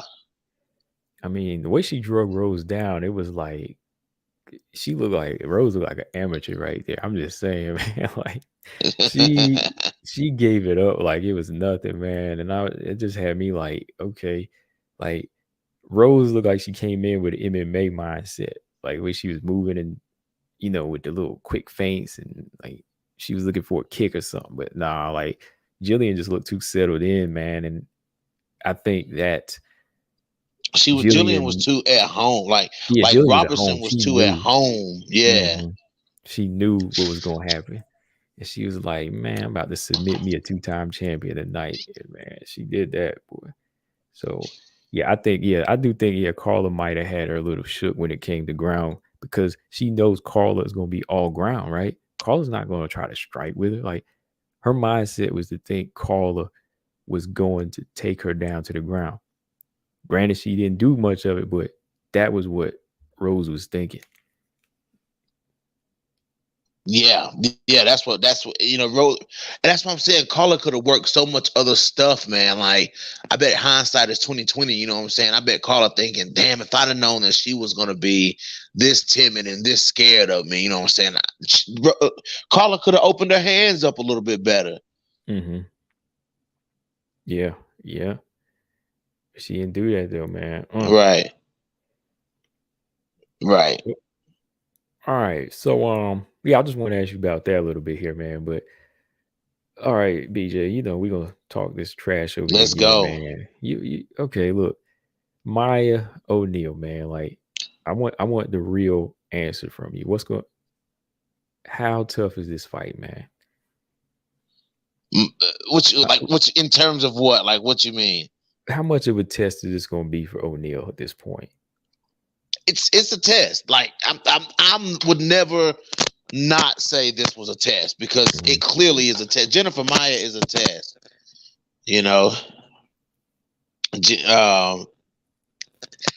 for me, if Jennifer Maia comes in here, the same Jennifer Maia that we've seen. Now, I'm not going to put it past Jennifer Maia. Oh, I lost you, BJ. Oh, my bad. If we see things like if we see the things in the holes in Maia's game and the things that Maia can improve on, then Maia has seen those things too. I'm sure her team has seen those things. So I wouldn't put it past Maia to make some adjustments if the title run is really what she wants to do. You know what I'm saying? This is the back half of Jennifer Maia's career. You know what I'm saying? So if that's what Maia's hold on, man, I'm trying to adjust my mic here. Okay. If Maia, if that's what Maia's goals are, then I wouldn't be surprised to see Maia make those adjustments, man, and start taking these girls down. Because like I said, Casey O'Neill is easy to take down. You know what I'm saying? So I mean, and if somebody big and powerful like Jennifer Maia could for sure get her down. You know what I'm saying? All you gotta do is just get her comfortable striking, and then duck under, and then boom, you'll get Casey O'Neill down. Roxanne Modafferi did it. You know what I'm saying? So, of course, it's a test. You know what I'm saying? Because when you got a fighter so experienced like Jennifer Maia, you'll get those showings where they have improved and warped their game a little bit and changed their game a little bit. You know what I'm saying? Some fighters get old and set in their ways like Holly. You know what I'm saying? But Jennifer Maia, I would see Jennifer Maia changing up her game plan before I seen Holly changing up her game plan. Mm-hmm. You know what I'm saying? So, yeah, absolutely. Jennifer Maia is a test, and I'm excited for this test. Best name on her resume so far? That's going to be on Casey O'Neill's resume, you think? So far, yeah, for sure. Do you think what does Jennifer Maia got to do in this fight, man? Because sometimes she be lacking sometime, man. And like, I'm picking her to win this fight, but I could see her losing this fight, man. Like, let me put it this way. What do you think would cost Jennifer Maia victory here? We giving her props. She's experienced, former champion, got all these tools, but what would it be that would make her slip in this fight? What will make Jennifer Maia slip? Yeah.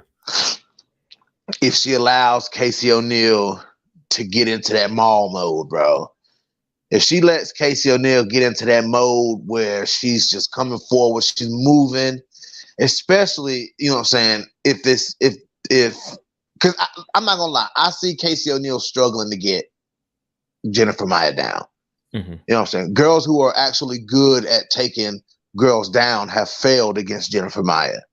You know what I'm saying? Only because Jennifer Maia is short and she's wide and she's strong. Like, if you ever look at her legs, like Jennifer Maia's thighs are very like muscular. You know what I'm saying? Like, her base is very strong and sturdy. You know what I'm saying? So, you know, Maia, if it turns into a striking match, she can't let Casey O'Neill get comfortable. Like, Maia can't throw these 1-2s. Like, she's got to throw something off rhythm. You know what I'm saying? Because Casey, I mean, as much as people don't want to, you know what I'm saying, give Casey O'Neill her props, you know, as much as people don't want to give Casey O'Neill her props, Casey O'Neill is going to come forward, man. She throws those combinations. The thing about O'Neill is if she's forced to strike, she's comfortable with it. It's not something that she wouldn't be comfortable doing. You know what I'm saying? And then, of course, that long reach is going to come into play. Her strikes are going to come into play. You know what I'm saying? Her activity, her work rate, those combinations are going to come in, man. And then, you know what I'm saying, you're going to see it. You're going to see it. And, like, even in that Roxanne Modafferi fight, you know what I'm saying, we talk about how Casey O'Neill is more like a volume puncher and not a whole lot of power. Casey O'Neill got aggressive in that second round in that third round with Roxanne Modafferi. You know what I'm saying? And Casey O'Neill started snapping Roxy's head back, and it's a different kind of striking than what I saw in the first couple of rounds. I might be getting the rounds confused. It could have been 2 where she came out throwing heat. You know what I'm saying? But she turned it up midway through the fight, man. and she started sitting down on some punches, man, and she started backing Roxanne up, dude. Like O'Neal started, the crowd started cheering or whatever, but she started backing Roxanne up. You know what I'm saying? So Casey O'Neal is totally capable of having success on her feet, man, and it's only because she has the commitment to the striking. Yeah, man. That's the thing I'm kind of worried about with Jennifer Maia. Like when she lets fighters get a chance, like Marina Moreau, I think maybe won one round in that fight. I think she did, or she just had some moments where if Marina Moreau started letting go more, she would have probably won that fight. You know, she could have won the last couple of rounds. But I think Casey O'Neal, her mindset is a little bit more aggressive, and she'll take advantage of opportunities like that. So if Jennifer Maia is not on her game, she could wind up falling behind in this fight. I'm just saying, like, I think the work rate could be a problem.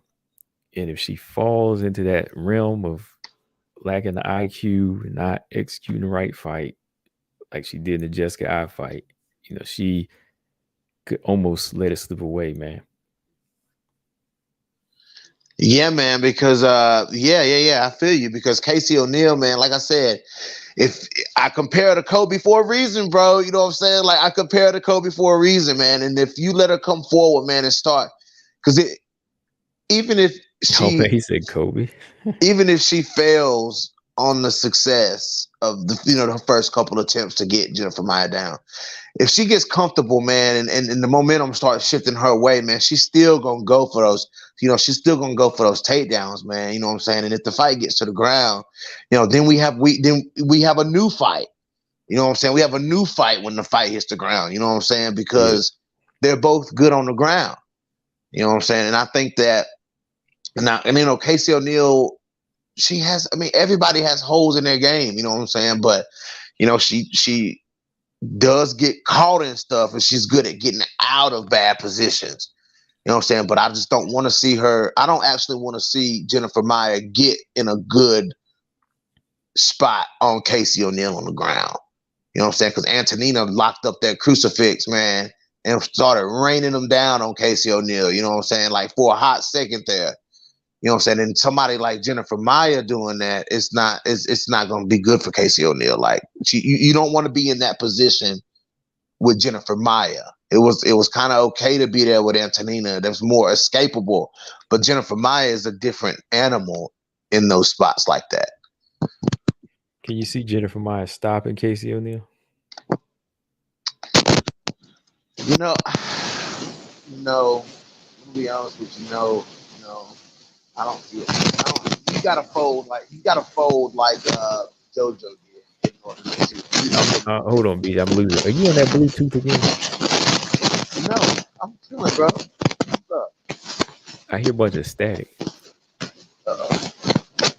It's my damn. Hold on.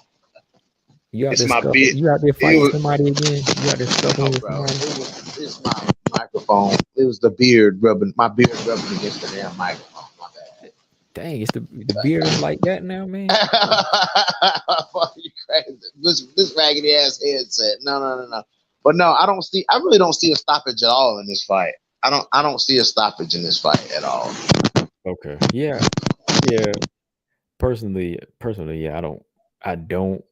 But you never know, like if Maia can accumulate a number of shots, but that's a reach. Yeah, kind of a reach. I'm just messing with you, BJ there. But I can see going the distance, man. Like I said, you gotta fold like Joanne Calderwood in order to get stopped by Jennifer Maia. You know what I'm saying? JoJo, man. Why you gotta JoJo, that was like, dude, she folded under Jennifer Maia.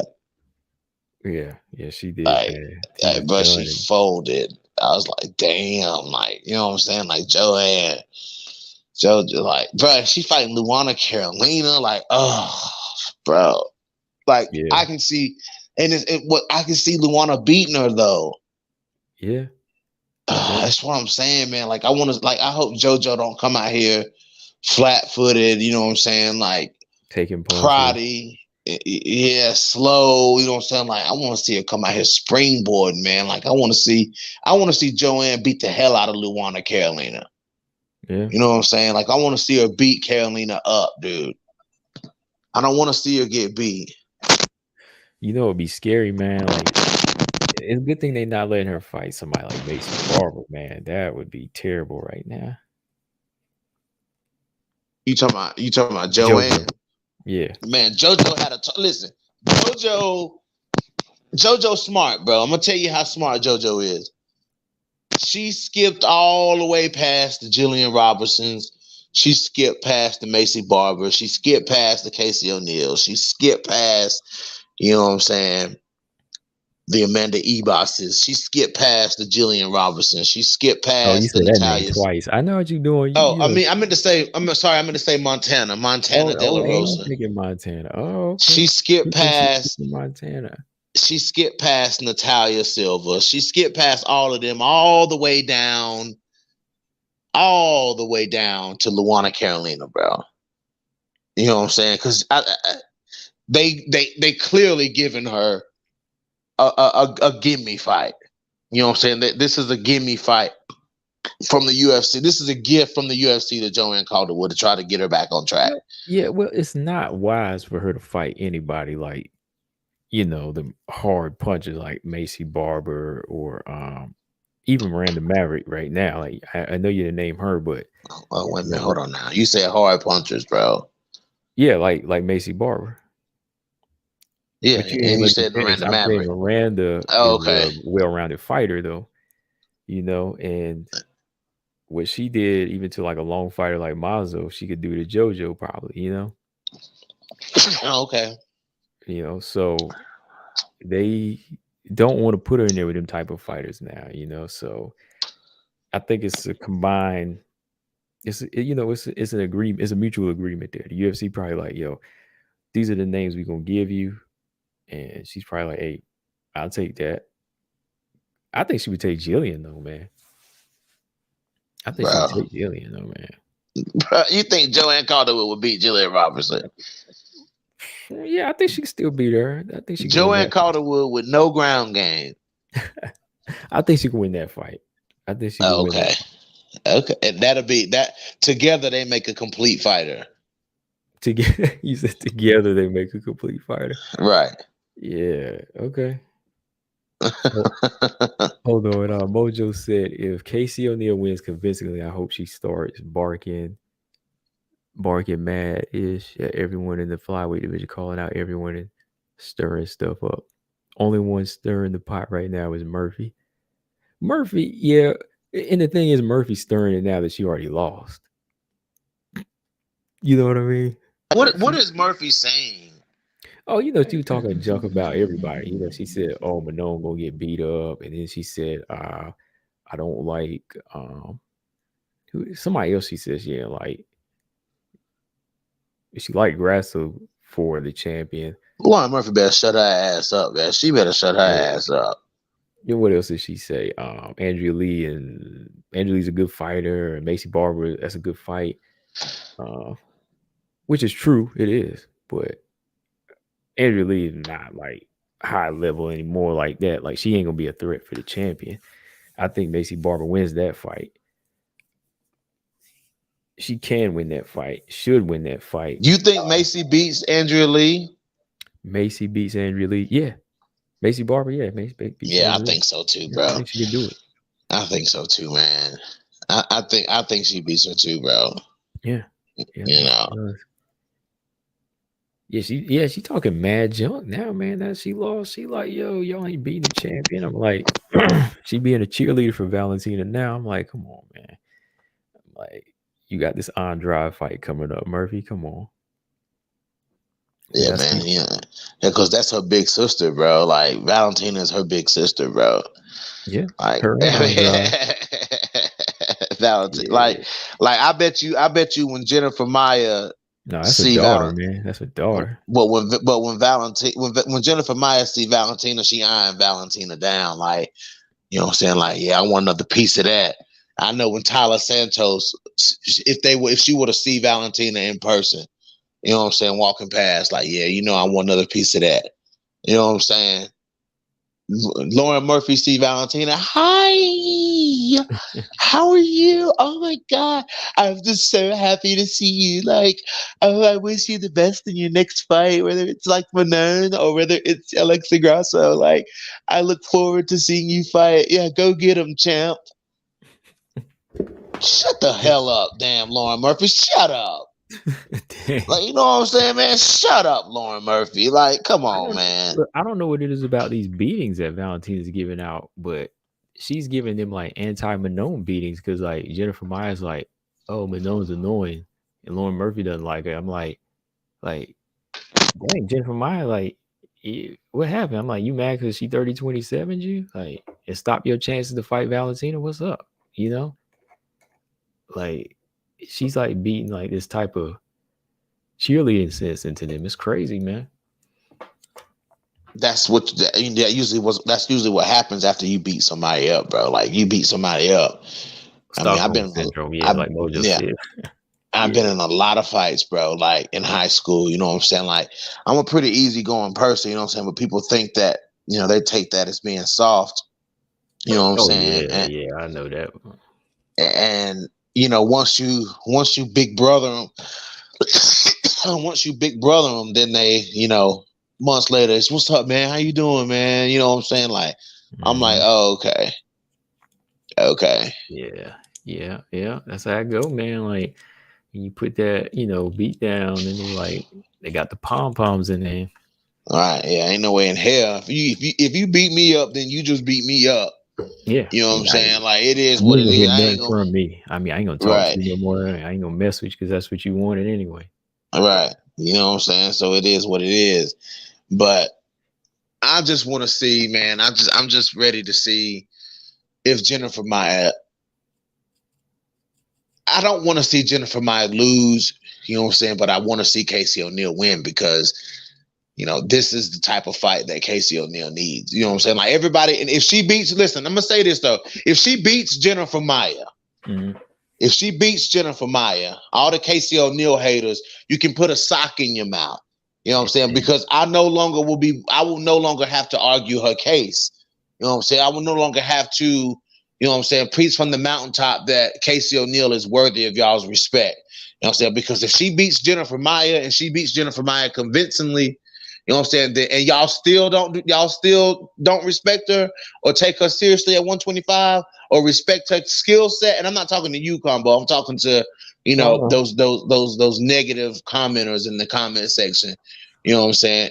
Then you just don't like Casey O'Neill. That's just, it is. If you don't respect her for beating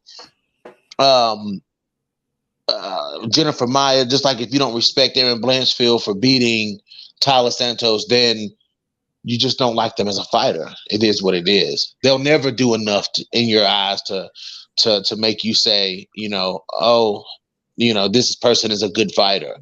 You know, they'll never do anything in your eyes that'll be good enough. So all right, yeah. Let's make this a little interesting, BJ. I mean, nothing crazy. I mean, I'm gonna keep it friendly. Let's make a $5 bet, because you're gonna say you're gonna put 5 on this one, but I'm gonna bet you. Well, how about you bet me $5 that she beats her more convincing than Manon? Are you willing to do that?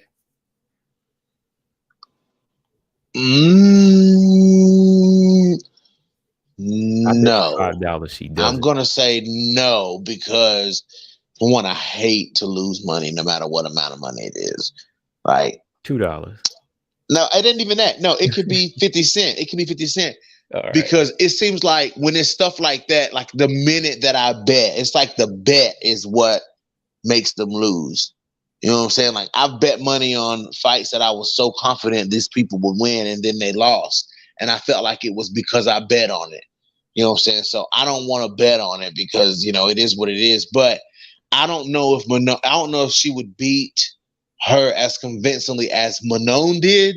More so. But I mean, you know, say, yeah, more so than Manon did, but I could see it being about as equal. You know, so I can see Casey O'Neill being that successful, you know what I'm saying? But Maia had moments in there against Manon. You know what I'm saying? Manon got a little predictable in there herself. You know what I'm saying? And I don't think that Casey O'Neill gets that predictable, to where it opens up Maia to have chances, opportunities the way she had against Manon. You know what I'm saying? Like, Manon looked slow in there. Like, I mean, I'm just being real. Manon was slow in there. You know what I'm saying? She just didn't look, and everybody was saying Casey O'Neill looked slow. Like, in comparison to that, I mean, like, nah, bro. Like, no, Casey O'Neill ain't slow like that. So, like, you know what I'm saying? Like, Manon, the way Manon was in there moving, you know what I'm saying? Like, Jennifer Maia had the clear speed. Fight? That's what I meant to say. That's what I meant to be talking about. No, I'm talking about the Jennifer Maia fight. Oh, that fight. I'm talking about the Jennifer Maia. Damn, Manon beat Chukagian and Maia. But no, I'm talking about in the I had to think about that for a second. I don't think it was the slow part. Like, she's not slow. I think it was a predictable part. And when you see something coming the same time, it looks slow, I think. And she was kind of throwing the same combinations again. But yeah, I don't think it was that she was like slow. I think some of the combinations were becoming predictable. And sometimes when she was throwing the right hand a lot in that fight. She was throwing the right hand a lot in that fight. And there wasn't much of a left coming. And it was like the commitment to some of the shots where it was like she kind of hold back. And the thing is, like, if she lets go, she has power. That's the thing about her as of lately. Like, she hasn't been sitting down on her shots like as much. So I think it's more of her holding back. But like, I think she has faster hands than Casey, because Casey's not really like retracting her shots as much. When she lets them go, she's falling through with them because she's more offensive. So she is a little bit slower because, she just has heavier hands and she's like plodding forward more, so I think she's throwing straighter at times, but I still don't think she's as fast as Manon. I think Manon throws faster, but there's a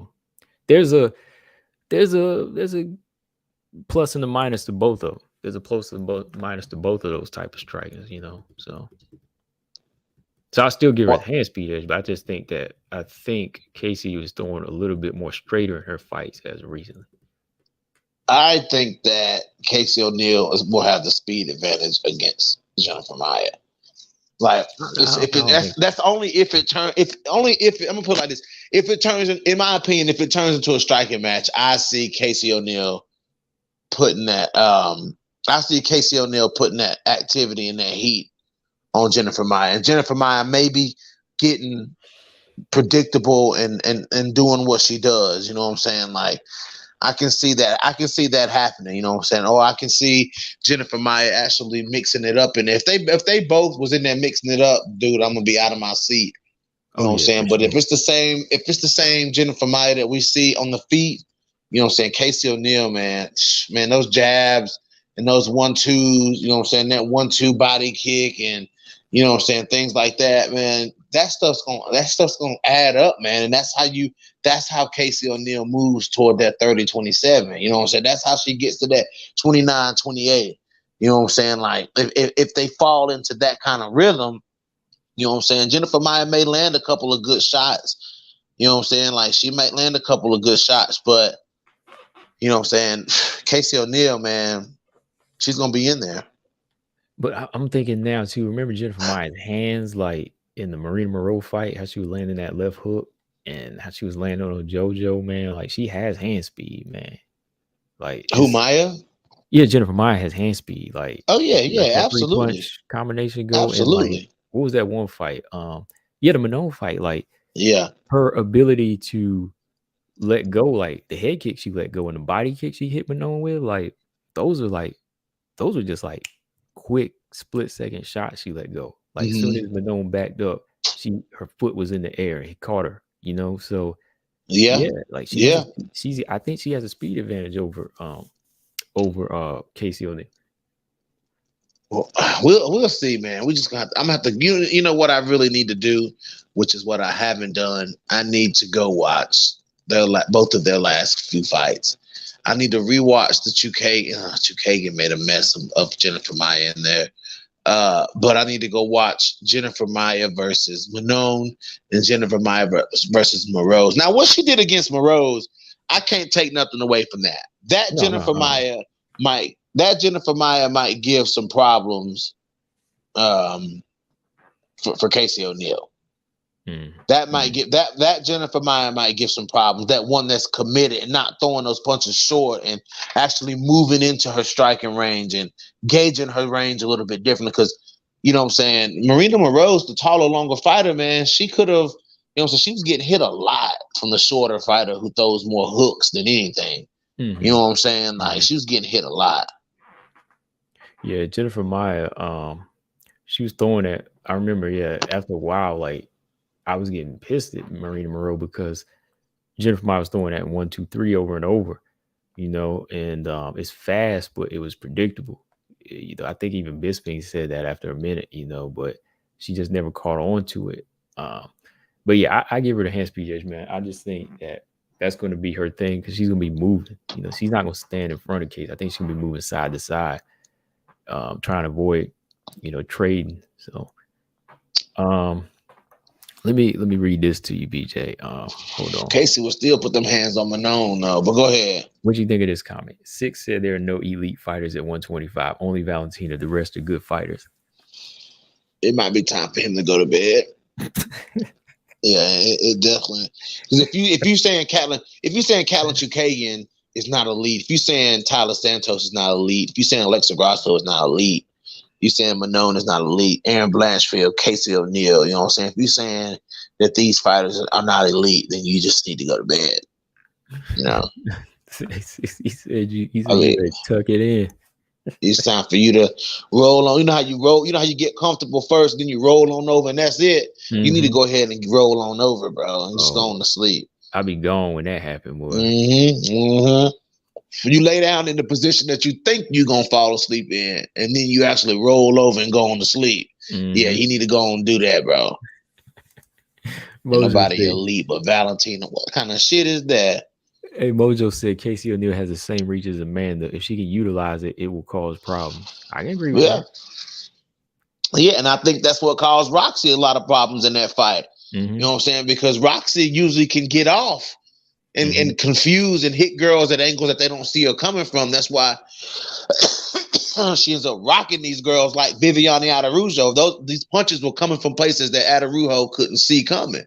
You know what I'm saying? But Casey O'Neill, man, kept every single time that Roxanne entered into Casey O'Neill's striking range, Casey O'Neill was hitting her. And I watched it. Every time Roxy do that up and down shit, then she come into your range. You know what I'm saying? Like every time she did that, she was being met with punches. She got hit. She never got away scot-free when she would enter Casey O'Neill's range. Like she never got away scot-free where she got hit every single time she entered Casey O'Neill's striking range. You know what I'm saying? And that is how, being a grappler, that's how you use that length. That's how you use your straight shots. You know what I'm saying? Exactly like that. You know what I'm saying? Meet them coming in. Don't let them come in and then start swinging. Like that's what Jillian Robertson does. You know what I'm saying? She lets people come into a range first, and then she'll start throwing punches. You know what I'm saying? Like little pitter-patter punches. No, Casey O'Neill was stiff jabbing.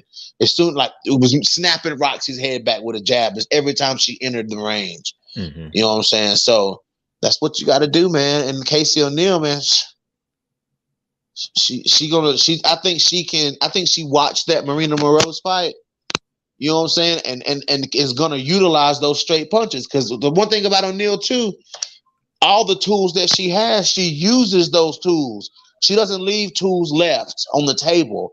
She don't leave us questioning, like, you know, certain fighters that we see fight, like, why didn't they do this? Why aren't they doing this? Why aren't they using this? Every tool she got, she lays those tools out. And as much as I harp on Erin Blanchfield striking, Erin Blanchfield will go out there and trade goddamn punches with your ass. Yeah, you know what I'm saying? Yeah, she'll go out there. She'll go out there and trade punches with your ass. Yeah, so she'll hit you, man.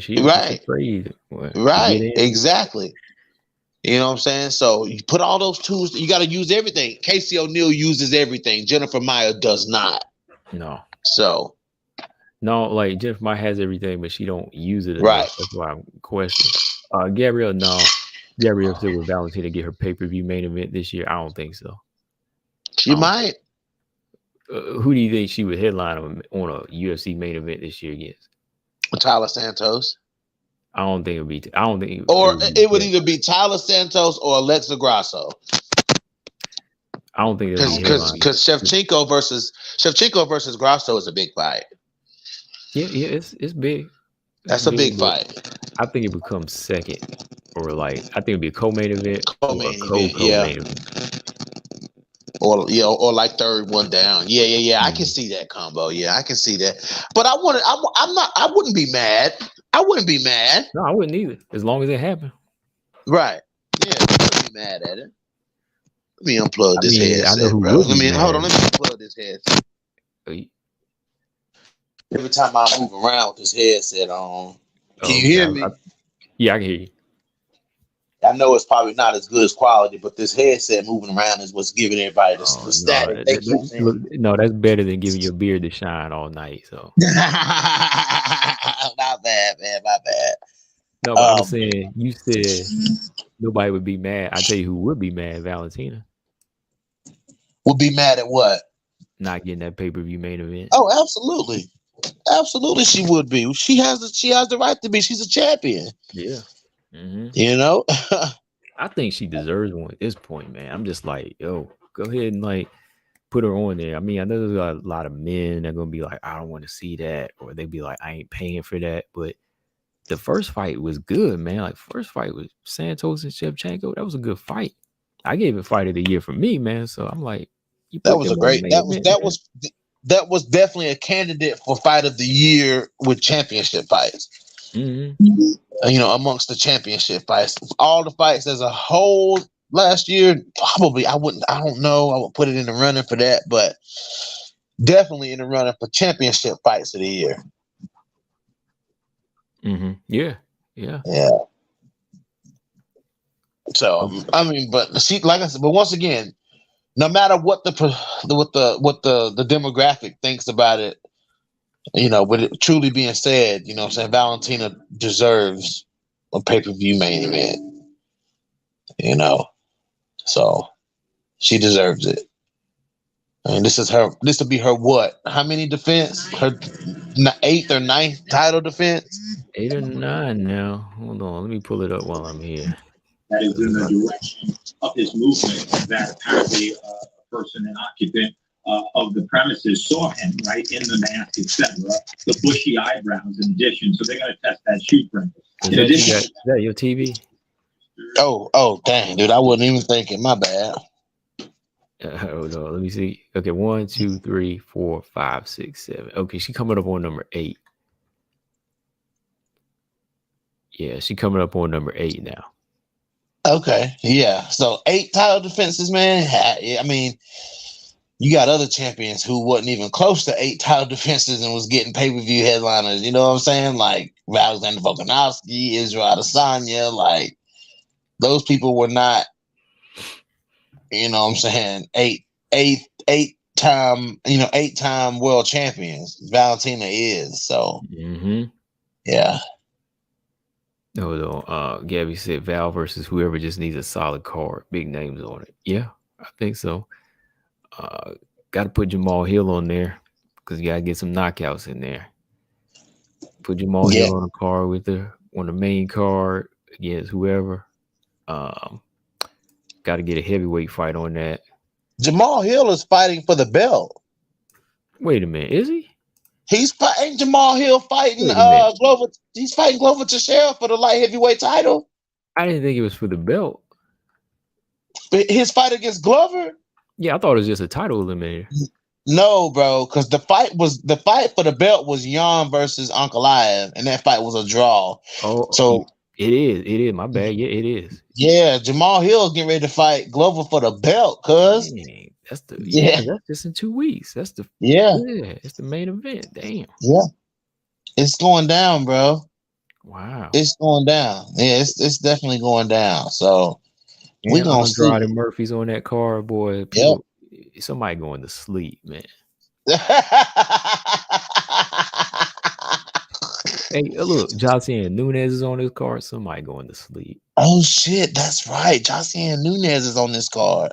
Boy, somebody about somebody going to sleep, bro. Oh yeah, it's gonna be that canvas gonna be busy that night, bro. That canvas, we're gonna be moving through fights, man. We're gonna be moving through fights that night, man. The fight's gonna be over by 10 a.m., bro. Because Jocelyn gonna go ahead and clear out the prelims. Shoot, 9:30. This thing gonna be done in 3 hours, man. Jocelyn Nunez gonna clear out the prelims, bro. Oh, man, you got Paul Craig taking on Johnny Walker. Oh yeah, that's a knockout. Yeah, that's a knockout. You know who it's gonna be. You know who's gonna be getting knocked out. Johnny Walker. Okay, T-Rex is on here. Your boy T-Rex is on here too. Johnny Walker getting put to sleep, dog. Like, bro, but I don't think he'll get put to sleep by Paul Craig. I think he could get submitted by Paul Craig, though. Yeah. I don't see him going the distance with Paul Craig, man. So, Paul Craig is legit. Like his style is legit. You know what I'm saying? And he does what he has to do. You know what I'm saying? But that fight, that card right there, it's gonna be blood, bro. That might be the bloodiest card of the year. Shoot, man, that's gonna be a good one, man. Okay, BJ, I had this saved on my phone. I meant to ask you, what's your thoughts on this? I did a video, I ain't put it out, but all right, Erin Blanchfield said this. Because on my way home, I was looking at this article here. Hold on. Damn, come on now. Where is it?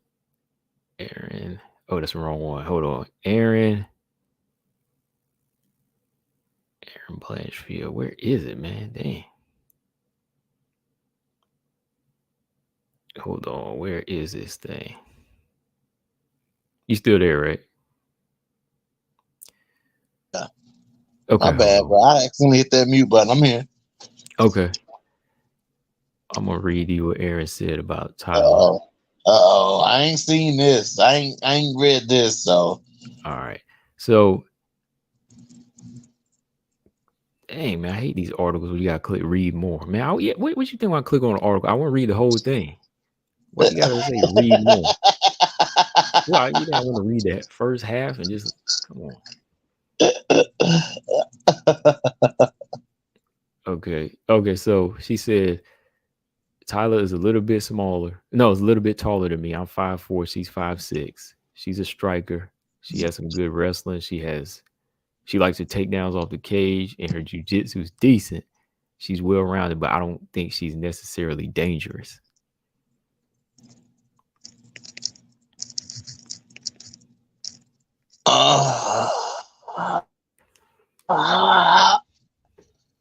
I can see it, dude. I can see it. I can see that. Like, Erin's right.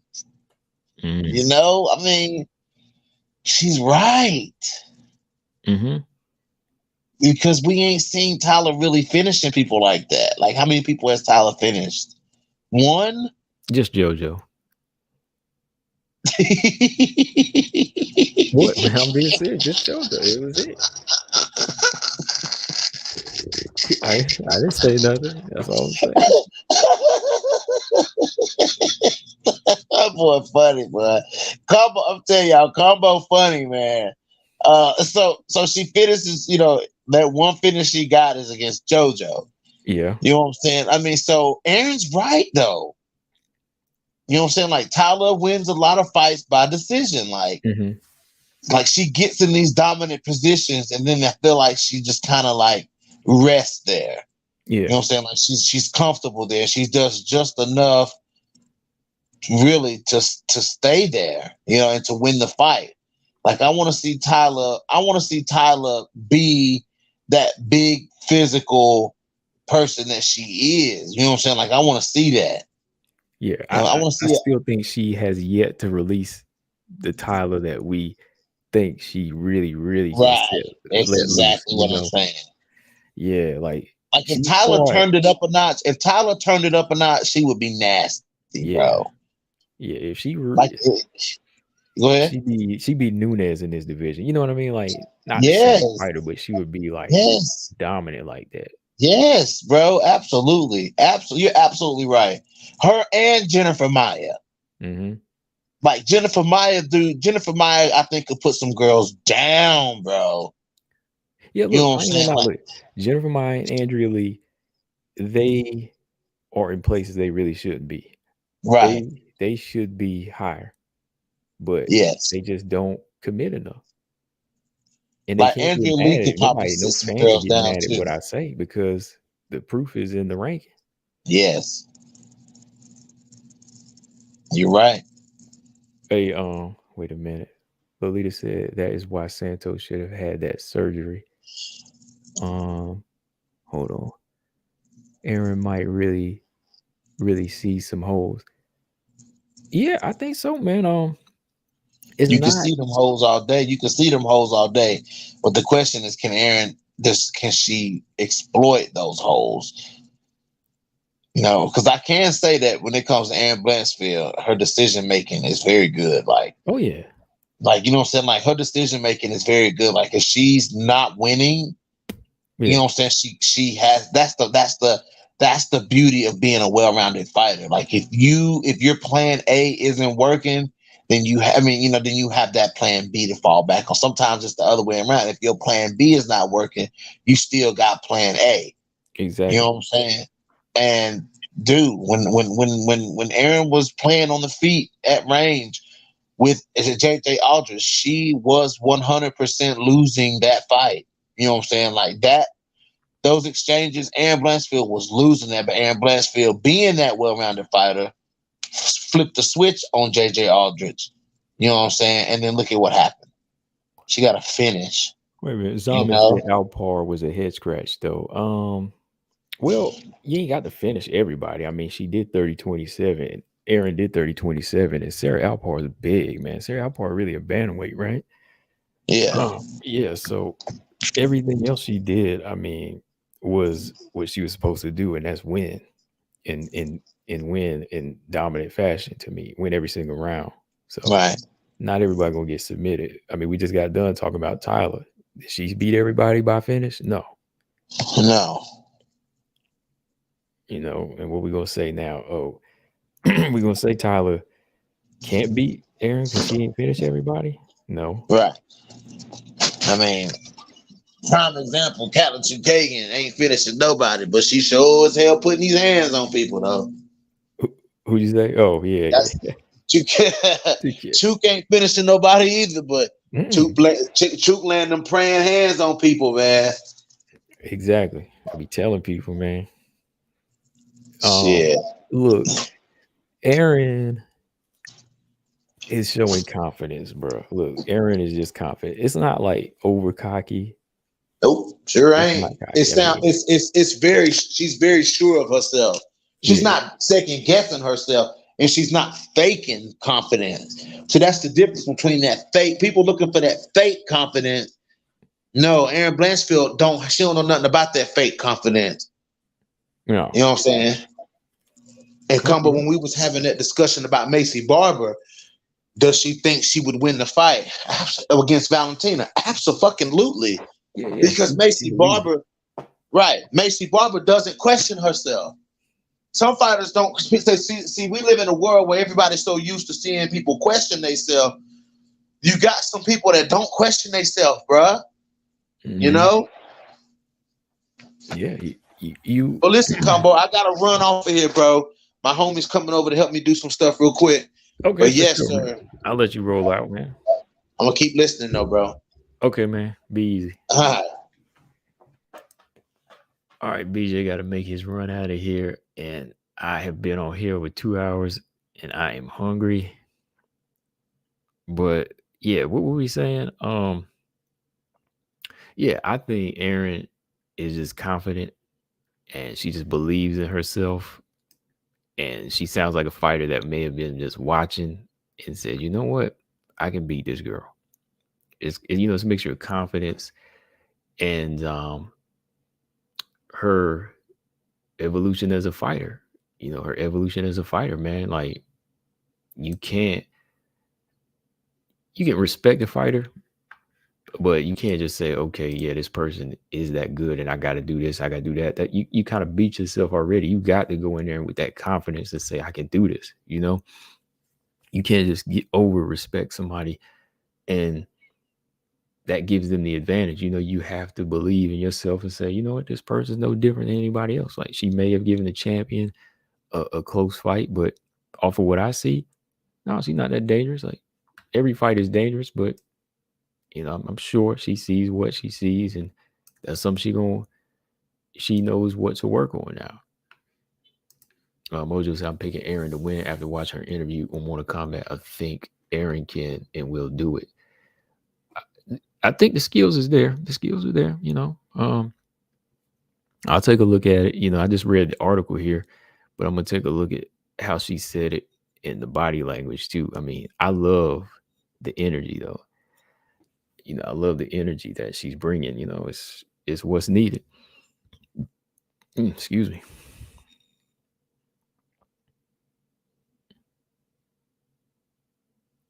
Sure.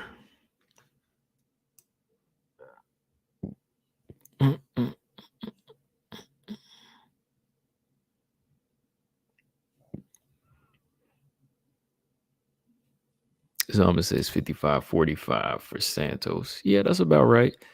For good reason. I mean, Erin we haven't seen her fight as high level as Santos. So we're going to give Santos that edge, but just understand Erin is there. Now, honestly, do I really want to see this fight right now? No. Because I just thought there was so much more that we could see Erin do as far as climb the rankings.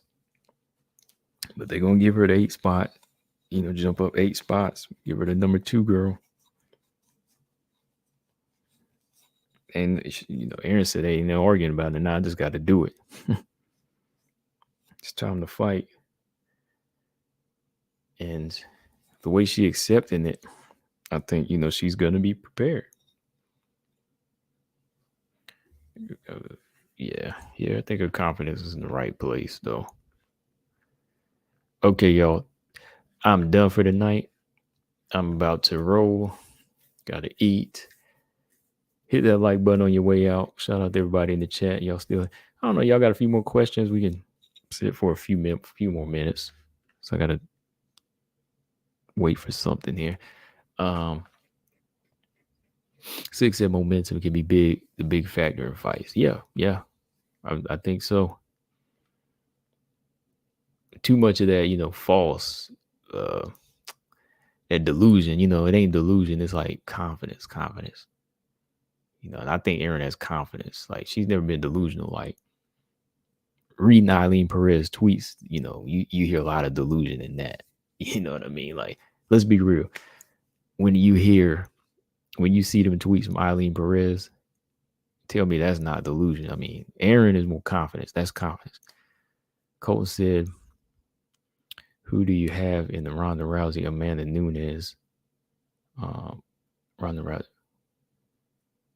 Who do you have in the Ronda Rousey, Amanda Nunes fight? Did your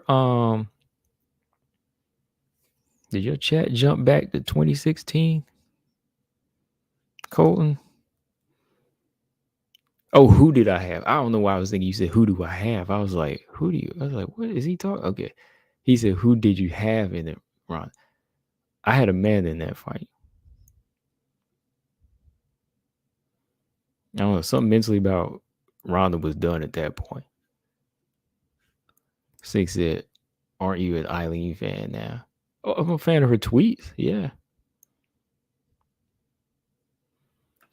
Robot Chicken said, oh, hold on. He's a cat fix 5 cat fix 6 tweets. I thought I said 5 tweets. 6 tweets. I didn't mean to delete. I got to pull up YouTube. Hold on. Because I don't have YouTube. I can't see him on StreamYard, so I have to pull up YouTube. Closer said, who do you think is a good test for Yasmin? I think Lupita Godinez is a good test for Yasmin Reed. I think her wrestling would be some good work. Either her Who's another fighter? I think Lupi. Yeah, Lupi's a good test for her. And then Pierre Rodriguez. Yeah, Pierre Rodriguez would be good. Yeah, Pierre Rodriguez is undefeated right now too. Like, there's nothing really like special about Pierre, but she wins. So I think Pierre Rodriguez is a good fight. Godinez is a good fight. Sink says she gets wrecked. Dang.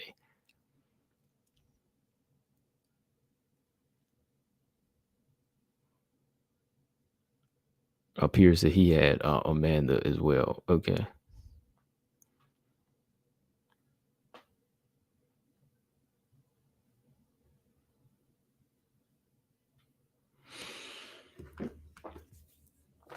Yasmin versus Poliana is a good fight. Yeah, that's a good fight.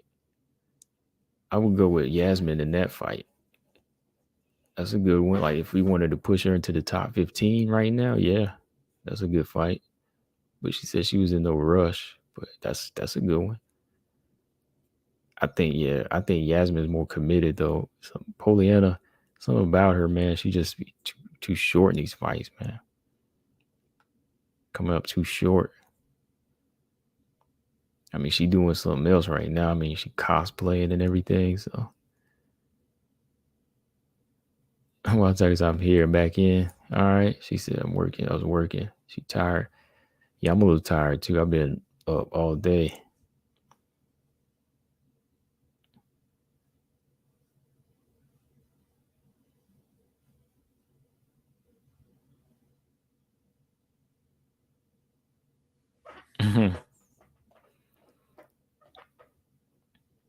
Yeah, Holly Holm took a lot of what Ronda had. And then Amanda just finished it off, boy. I'll never forget what Poliana was doing 2 fights ago. Yeah. I think that would be a good win for Yasmin. 6 said Holly cracked the Ronda code for Amanda. Yeah, she went on and finished her off. Well, Yasmin and Corey McKenna.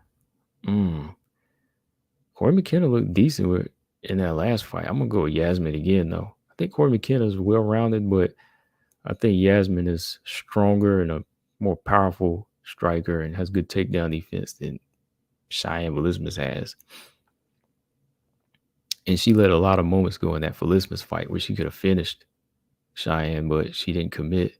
I think Yasmin, she goes to finish. So I'm going to go with Yasmin. Cole said, what happens if Lemos beats Weili? Can Andrade sweep in for a title shot since she recently beat Lemos? I'm sure she could.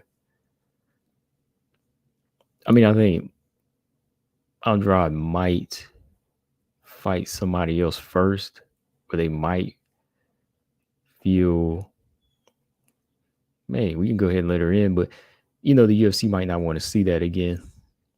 They got to make it interesting.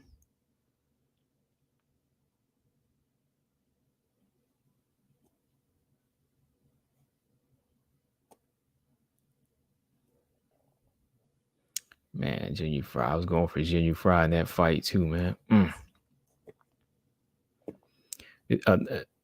I believe Colby Covington is supposed to be fighting Hamzat, right? He said who they booking Hamzat again? I believe it's Colby Covington. Pierce and Lemos will win. Hey, it is not that far out of reach for Lemos, man. She has the skills to do it. Bilal Hamzat, man, I think Hamzat would destroy Bilal. Who was that earlier? Did somebody in the comments say Casey O'Neill looks like Bilal Muhammad? They didn't mean he looked like. Y'all say she resembles him, or do you mean fighting style? I can't remember who said that.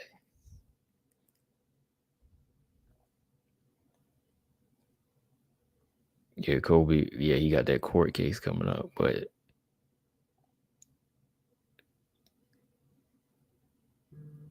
Six said, do you think Ronda fears Cyborg at their prime? I think so. She had, well, at the time, when she got popped, she did make a good case for it. Like, there was no need for her to fight Cyborg at the time. Cyborg coming off the steroids at that time, that was a good argument for her. And she was like, I ain't gonna fight nobody like that. And she was worried about her health. So yeah, that was just one of those situations where, that was not a fight Ronda wanted. And she feared for her health.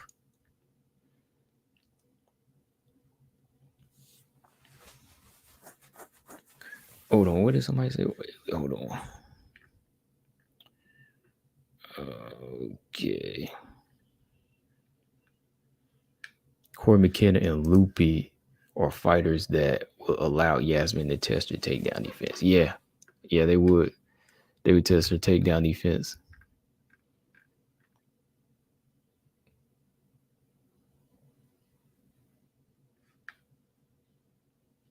Yeah, especially at 145 Wild Tiger. Yeah, she would have just demolished that. Yeah. All right. Now I'm done officially. I was just waiting a few minutes here. Running Reed said Cyborg did test positive back then, so I don't blame her at all. Yeah, I don't blame Ronda at the time, man. I don't.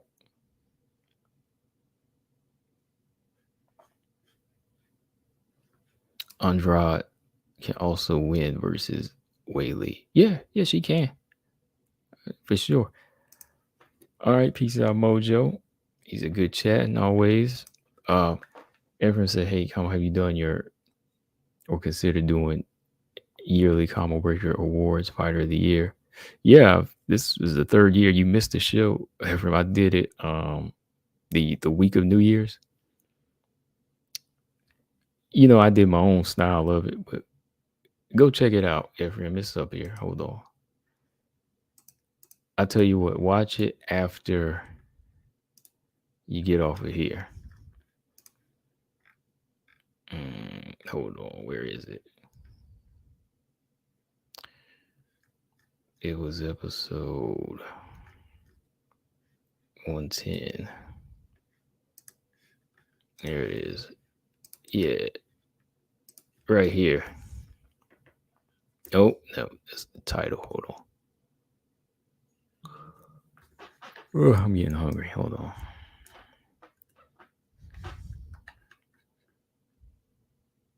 Can Shavkat beat Kobe? Yeah, I think he can. Kobe is wear and tear on him now, And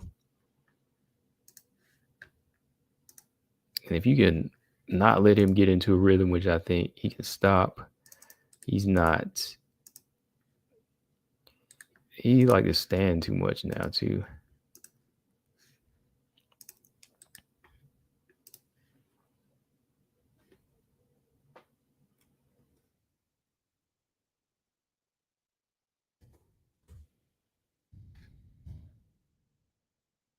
Oh, yeah. Dakota Jachiva versus Natalia Silva. I go with Silva right now, Gabby. I think she would win that fight right now. Yeah, Lafayette and Natalia. Yeah, for sure. I go with, Natalia Silva for now. I think, yeah, definitely.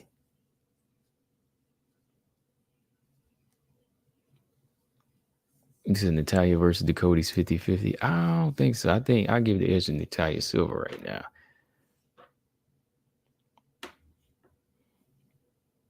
I mean, Dakota, she got some hands now.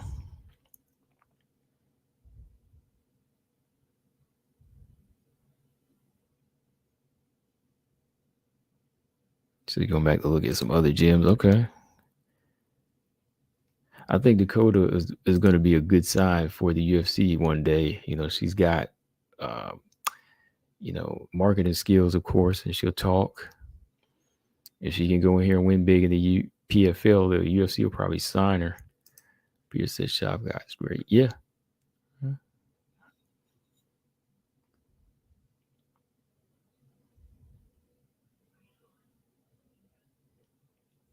Yeah, use them days to get back in the gym.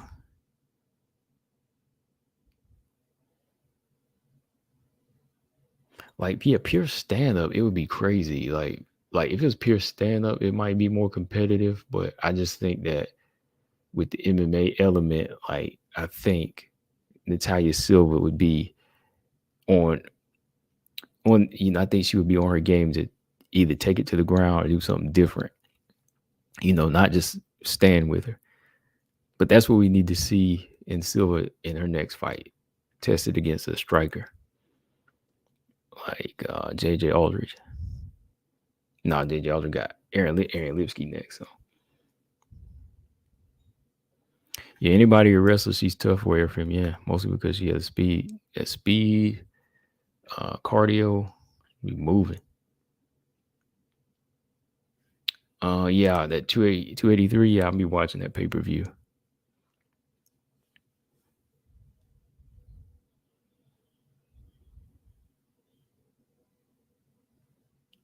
Yeah, she has elements to be a superstar. Yeah, she got elements to be one. Yeah. Okay, y'all. I'm done this time. Hit that like on your way out. Subscribe if you haven't. And we'll talk later this weekend. If I have some free time, maybe we'll chop it up. If anything happens in the news, of course. So, like always, I will check y'all later. Enjoy your weekend. Combo Breaker 99. I'm out. Subscribe. Peace.